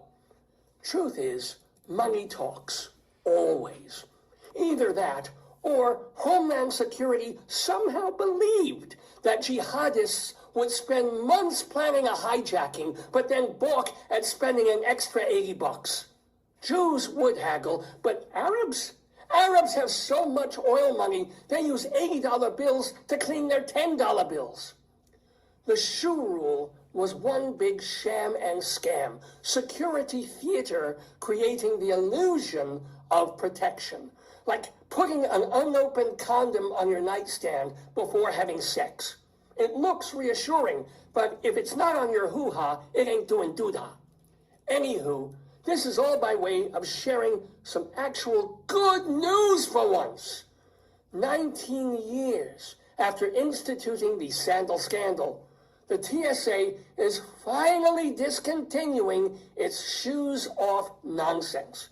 They're trying it at selected airports and then expected to roll it out cross-country, even Newark. Will this speed up airport check-ins? Will this make the boarding process less pointlessly anxious? Will air travel stop feeling like sitting between Lizzo and Shrek on a crosstown bus? As a practical pessimist, I'm guessing none of the above. But at a time when everything feels worse, even if it isn't, and the government, albeit with good intentions, brazenly threatens constitutional free speech and free assembly, at least let us shower kudos on whoever in power put one ridiculous regulation in reverse. You can do as you choose with your Jimmy Choos. It's a win for defeat. Now, is it too much to ask for 4 ounces of shampoo in a carry-on? This has been a Rabbinical Reflection from Rabbi Sol Solomon, Temple Sons of Bitches in Great Neck, New York. 1, 2, buckle my shoe and keep it buckled.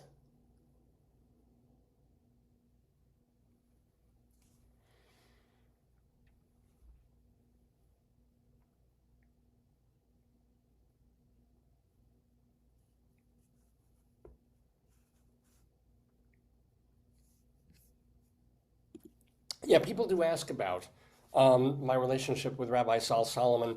He writes initially, scrawls, it's kind of hard to read his handwriting, in Hebrew, Aramaic, and Tlingit. I don't get it. And he calls me in to translate his work. And so I do that. And I consult with him to make sure that I get, the nuances of what he's trying to say. Anywho, you're watching Dave's Gone By, and it's almost noon Eastern Time here in the Daverhood, our 990th episode of the program. My wife is pointing at a... No, this is different. I don't know what's different about it. Oh, yes, I had to put a sock there when I changed my sock. I'm getting holes in all my socks at the moment. I don't know why that's happening. So, anywho. Have a little bit more... We want to save this for next week or do this now? No, save it if you want. Yeah. Well, here's something. We have so much fun and so much great stuff on this episode of the show, including Friends of the Daverhood, Colorado Limerick of the Damned, and my new song, Thumb in My Bum, coming up, that we're going to save our snot flingers, the excitement for next week. This is going to be a next week's show. Look at the thing that looks like a chicken. That's actually a nose that is dripping a flingable snot. Exciting, right? I've got to tell. So it's almost too much for this week. Okay. So we'll have that there. We'll also have our, maybe we'll open this next week as well. We have a pile of poo. We already have poo here, and pooey is somewhere on the table, but brand new pile of poo to open. So much fun in the Daverhood every week. But right now, as we get set for our Limerick of the Damned and for our new song, let us not forget, or let us credit once again, the folks who've been on this show, both today and in months and years past. What you looking for? Here. Okay. So, we call them the Friends of the Daverhood. These are people who are kind enough to get, or desperate enough, to be on this show with me or with Rabbi Sol Solomon, whether it was recently or a long time ago. We keep up with them. We call them our Friends of the Daverhood. And here's our music.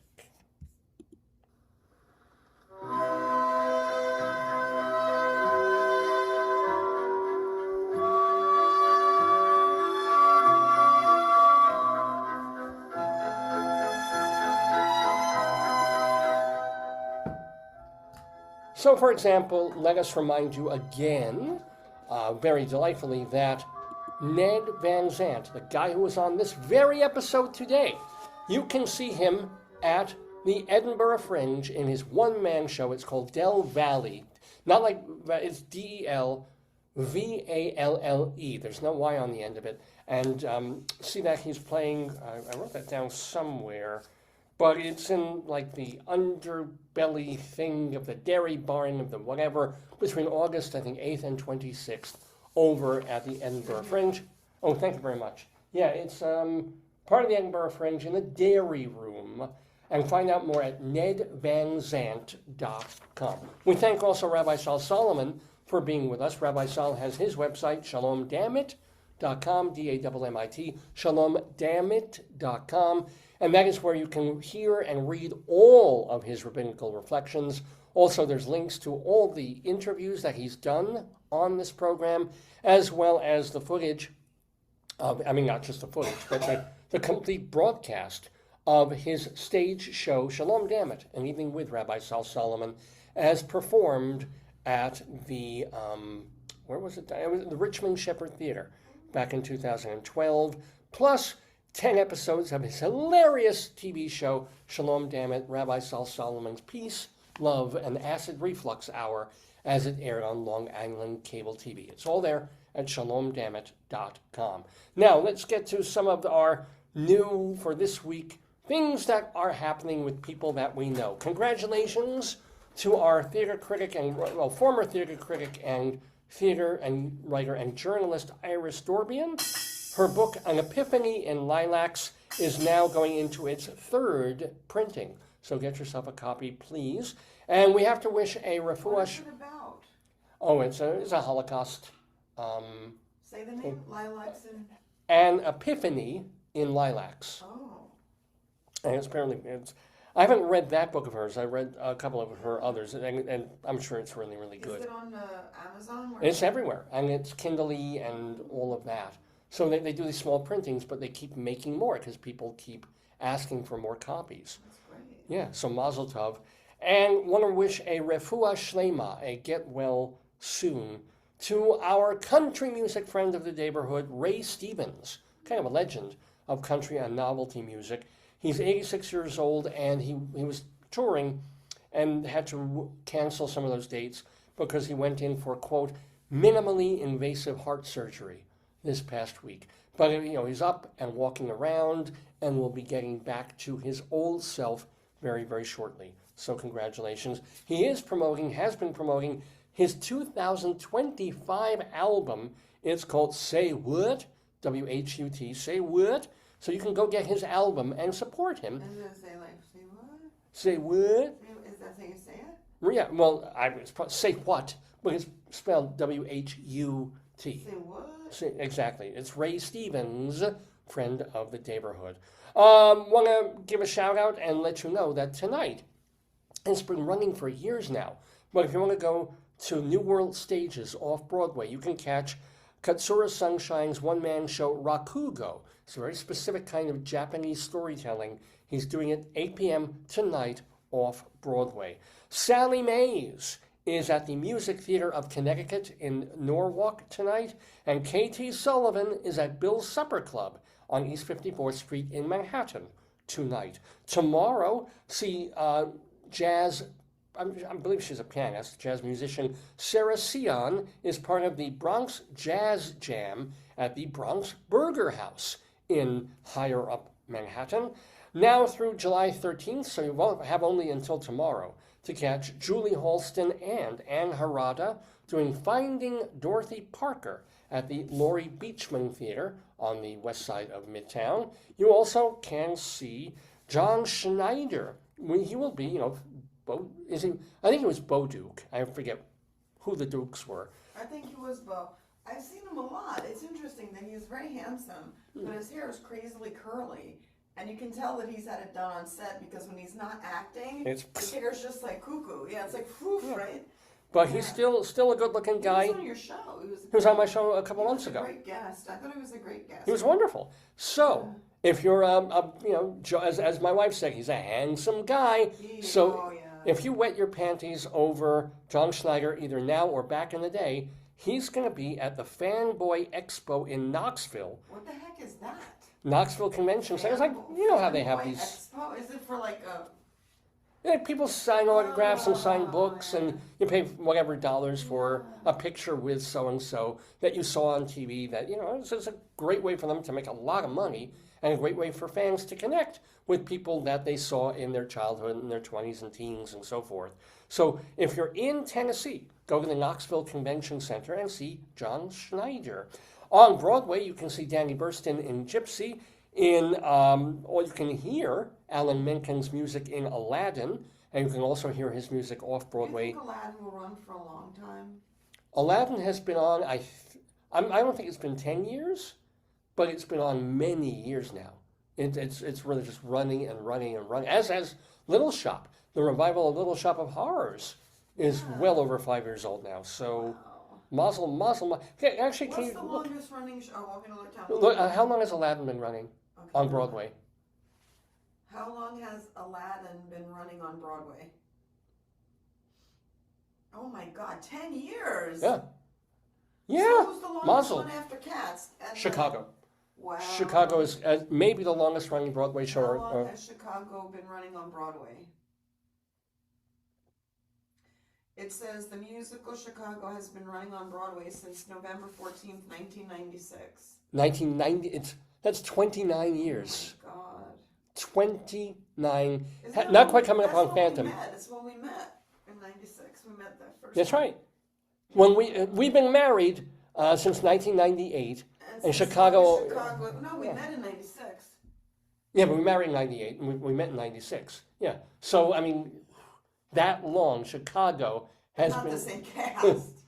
No, I don't think anybody. No, there was a thing about Phantom of the Opera. The woman who was playing Carlotta was in there for about 30 years. How many years did the woman who played Carlotta play on the Broadway Phantom of the Opera? It was like this insane thing. Did not play. It says Lisa, who was it? Lisa Vorman? Yeah. Jill Washington, who was it? Maybe it wasn't Carlotta, maybe it was another character. But some woman was in there for a couple of decades. But, yeah, Who was the actress who was starring for decades in Phantom of the Opera on Broadway? Sarah Brightman? No, she was in it for a year. No. It doesn't say. I'm sorry for Howard, that. It says Howard McGillen is the actor to play the role of Phantom. He played it almost 2,544 times. Yeah, here. So that's about 7 or 8 years, I think.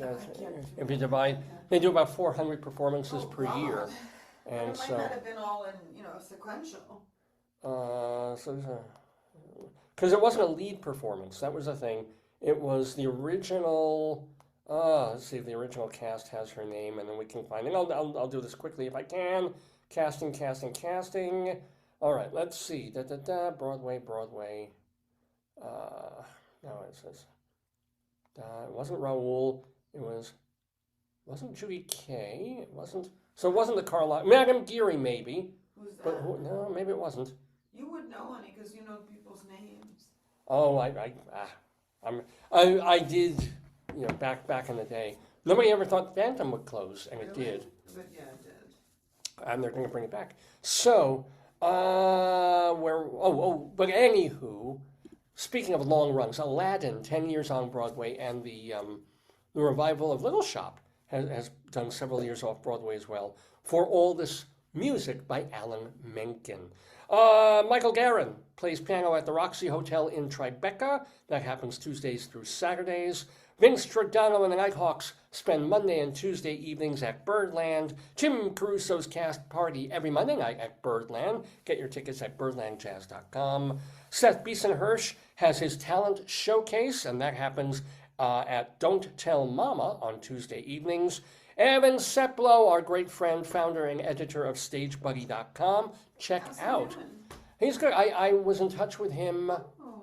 When I was last in New York a couple of weeks ago, I got in touch, but it was a weekend and he wasn't around. It's hard. You gotta plan ahead.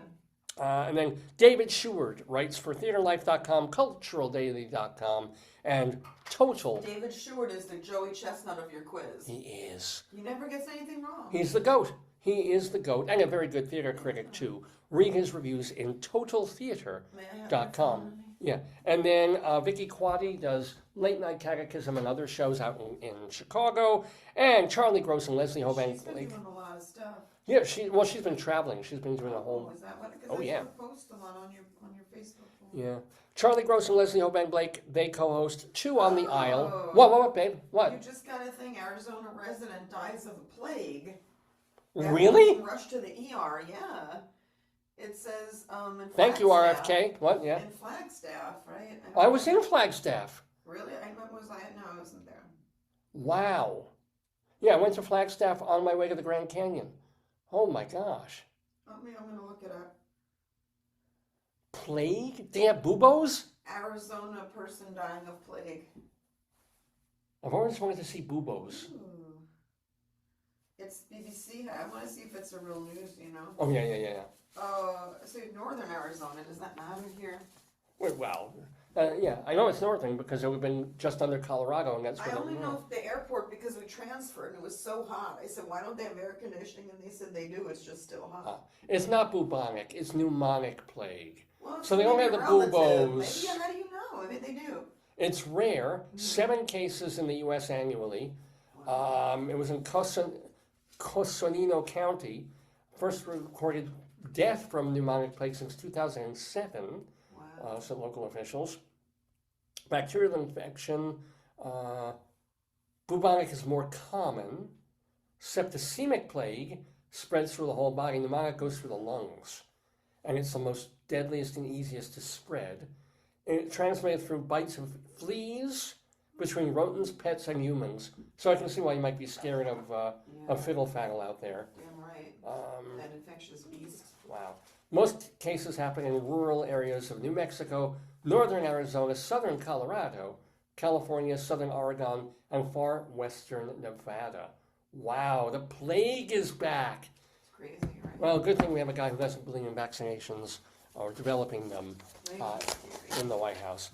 Anywho, here's my phone. So, yeah. Let's see where we're at. Yeah, that's it. You basically get theater things and food things, and then that on your Facebook. Yeah. And I'm going to give one more shout out. I'll do this still a couple more times to Dr. Demento, the retiring Dr. Demento. He's got a couple more shows in the can, special episodes, like a top 50 of all time and a special Halloween show. But yeah, Dr. D calling it quits. A lot of people posting on Facebook. Was listening to this. To get his music. There's a lot of stuff chatter on your Facebook about. Yeah. Like how can you listen? Where's it going to be streamed? Yeah. In fact, there was a guy this morning on radio out in California. He should tell you something. He's got a 3 a.m. to 6 a.m. slot, and he devoted. Out here it's later. Yeah. No, that's why I put it on, and I heard like the last hour that he devoted to Dr. Demento, and he was playing Stan Freberg and really demented hits that we all first heard, most of them, on the Dr. Demento show. So big shout out to Dr. D. Anywho, those, my friends, are the friends of the Daverhood.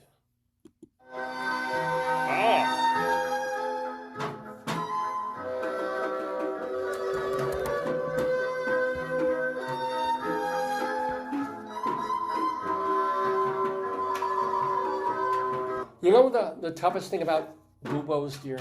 Not so much pneumonic plague, but bubonic plague. Buboes, I'm sure that they itch and they burn.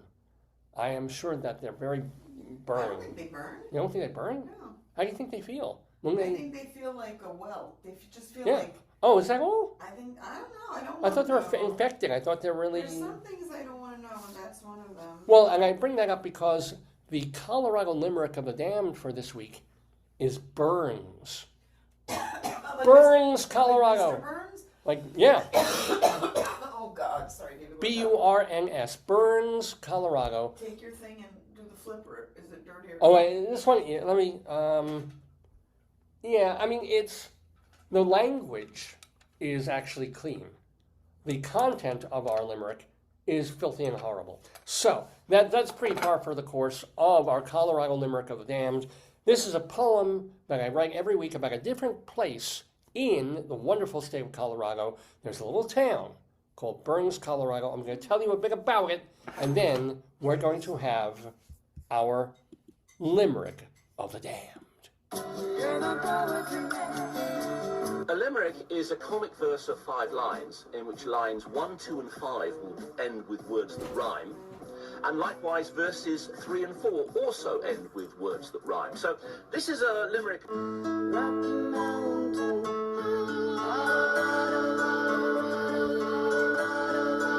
Yes, ladies and gentlemen, Colorado, where there is a town, an unincorporated community in Eagle County, which is in central northwest Colorado. It's nearly a ghost town. You okay? No. It's nearly a ghost town, but not quite. They named it after a fur trapper who was strictly from commercial, named Jack Burns, no relation to the comedian Jack Burns many years later. What about Ed Burns? No, he's just kooky. Wasn't there the Huggies? Who were the Huggies? Huggies were, Wasn't that Ed Burns underpants. and the Huggies? No, they were the guys who did your show on Judith. Oh, Eddie Hugg and the Oh, I Moonshiners. thought it was Eddie Burns. No, Eddie Hugg and the Moonshiners. No. This is a guy named Jack Burns. He caught animals, took their skins and stuff, and he had a cabin there and helped develop the town. That's good. The town is still like really out there. The only way to get to it is through gravel roads off the highway, like you were left just right now. Take me home down to Burns. It is off on a railroad line. Oh, David. What? Show me. It's the Onion. I can't read. The Onion says, new evidence reveals ancient Greeks immediately regretted inventing theater. That's marvelous. Anyway.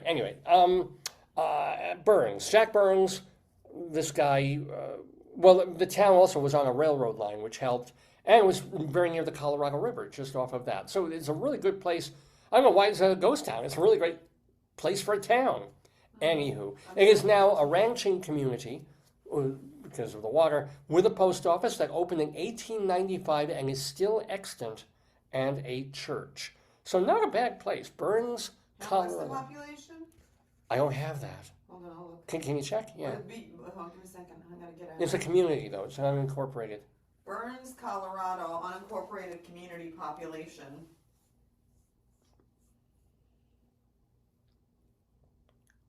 Oh, wow. What? Okay, it doesn't say exactly, but they think about 75 people. That's bigger than some. For the post office in that area and that zip code. Yeah. I mean, think about it. 75 houses is a lot. Oh, here it says, look. Yeah. If you want to buy a home there, it says there's only 47. So maybe a lot of people left or they're going to college or whatever. Yeah. And it says the average age is 66. Cool. So it's an older... It's in Newark. Yeah. Yeah, that's correct, honey. Want to move there? No. Why? Nice little remote place, old neighbors. I'm scared. I don't Mountains? No. I mean, I don't know how Honey, high, yeah. Look at the post office there. I know, that's the only building that... That's okay. I love that kind of stuff. Anyway, that's Burns, Colorado. Well, that's WikiTime and other websites telling us about Burns, Colorado. I, however, am going to contribute to the lore of Burns by sharing... Was it a mining town? History? Ranching, more ranching than mining, I think. Anyway, but it's... There's not a whole heck of a lot. No, it isn't. A lot of these places I have to dig like crazy to find it, like miners, dig like anything to find anything about them. Mm-hmm. It's mentioned on Wikipedia. They have a line about it as like a community. Here's like I'm going to see if we can... Show me, What's yeah. the home thing? Yeah. It's just talking about population. Yeah. Or if you have a link, it'll be to the county in general and not that specific community. So it's hard to get really direct information. But it doesn't matter, because the main thing is I am now immortalizing these places in verse. And they get verse and verse and verse every week. So this is a Colorado Limerick of the Damned for the town, the community of Burns, Colorado, on Dave's Gone By. The teachers expressed their concerns for two twisted brothers from Burns. With acts far from prudent, they tortured a student, first jointly and then taking turns.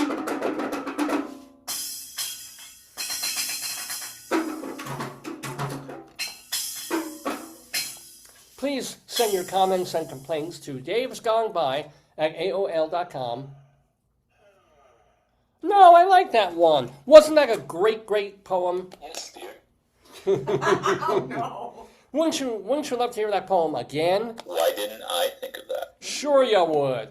The teachers expressed their concerns for two twisted brothers from Burns. With acts far from prudent, they tortured a student, first jointly and then taking turns. I couldn't agree more. There you go. davesgoneby@aol.com is the email address. Our Facebook page is Dave's Gone By. Our Twitter feed is Radio Dave 2. And I know it's an X feed, but call it what you want. Plus, we have an Instagram page, David.Lefkowitz. And don't forget that all of our archives. Burns, Wyoming. Well, that's different. Obviously, how is the Wyoming one? I just clicked off it, so Oh. it's small too. Dave's Gone By has an Instagram. Well, David.Lefkowitz is the Instagram page. Or maybe it's David.Lefkowitz. I don't know. Go look for me. You'll find me on Instagram. We also have a Blue Sky thing just to grab back a lot of the liberals who ditched X to be on Blue Sky. There's nobody there, really. Nobody interesting, but we post there too. The main information is at davesgoneby.com and also right here on this Facebook page. Our archives, free, not hundreds, thousands of hours of Daveness, of this show that I've been doing for 23 years, free and available on davesgoneby.com. All our shows, except one or two that got lost in technical difficulties. All our interviews, our skits, our bits, davesgoneby.com. Plus, check out our page or our area, our room on archive.org and our audio archives at castbox.fm. Well, that just about finishes this 990th episode of the program. We think we will be here next Saturday. I think it's January 19th it will be, for our 991st show, which I don't know who will be on it. We're making plans.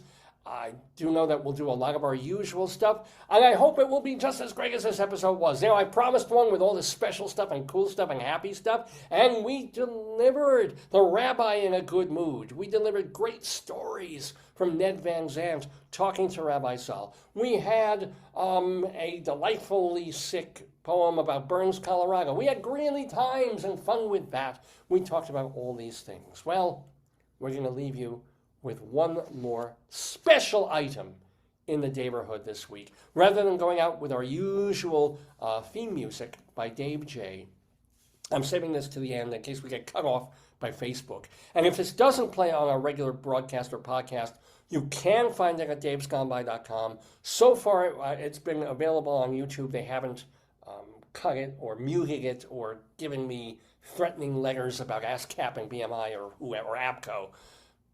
It's okay. We're going to try this. This is a new song to an old tune. It's the Mick Jagger and Keith Richards song, Under My Thumb, but I've decided to have a little fun with it. So let me thank once again my darling and adorable wife for being with us in the Daverhood. Thank you also to Ned Van Zandt. Go see him in Del Valley at the Edinburgh Fringe next month. Thank you to Rabbi Sol Solomon. Check out his website, shalomdammit.com. Thank you to all of you for watching and listening and enjoying the show and telling your friends and family and your enemies about it as well. And now, the parody song, the debut on Dave's Gone By of this brand new tune. I've got to share my screen for this because I've got a lyric sheet, oh man, that I can post with it. Here it is. Let's open this up. Okay. Yes, it's not under my thumb. It's what under my thumb made me think of because I'm a lunatic. And this is not one for the kiddies. Trust me. Thumb in my bum.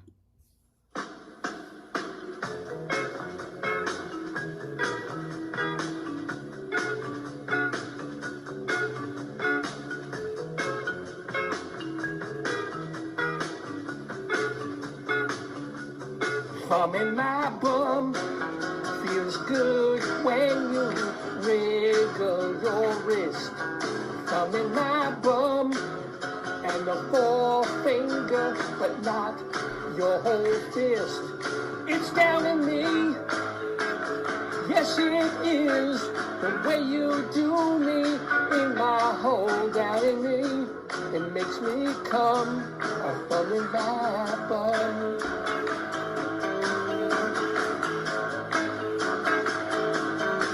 In my bum and a rockin' motion are all that I need. Thumb in my bum with a fingernail that won't make me bleed. It's down in me, oh yeah. Take command of my prostate gland down in me. It makes me hum, a thumb in my bum.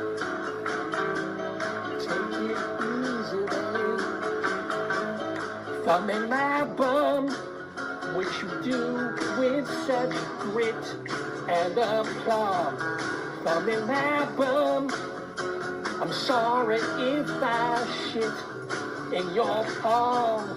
It's down in me, yes it is, the way you fiddle with a diggle down in me. Pull out that plum, a thumb in my bum.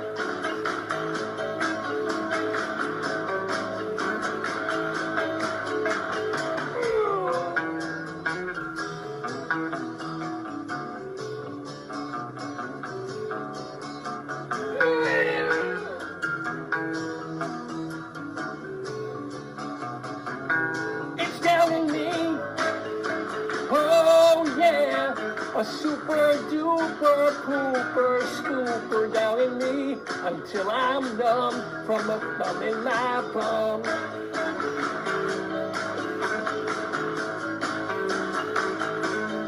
Thumb in my bum, it loosens places I used to clench.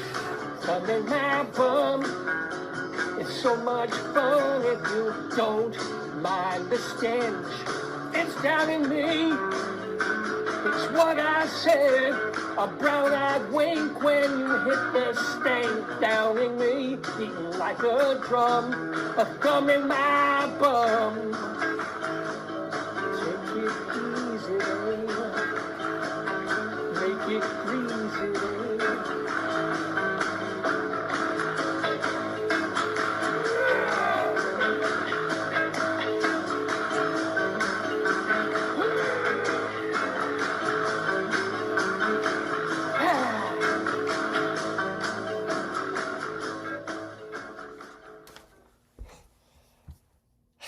And ladies and gentlemen, that is the show.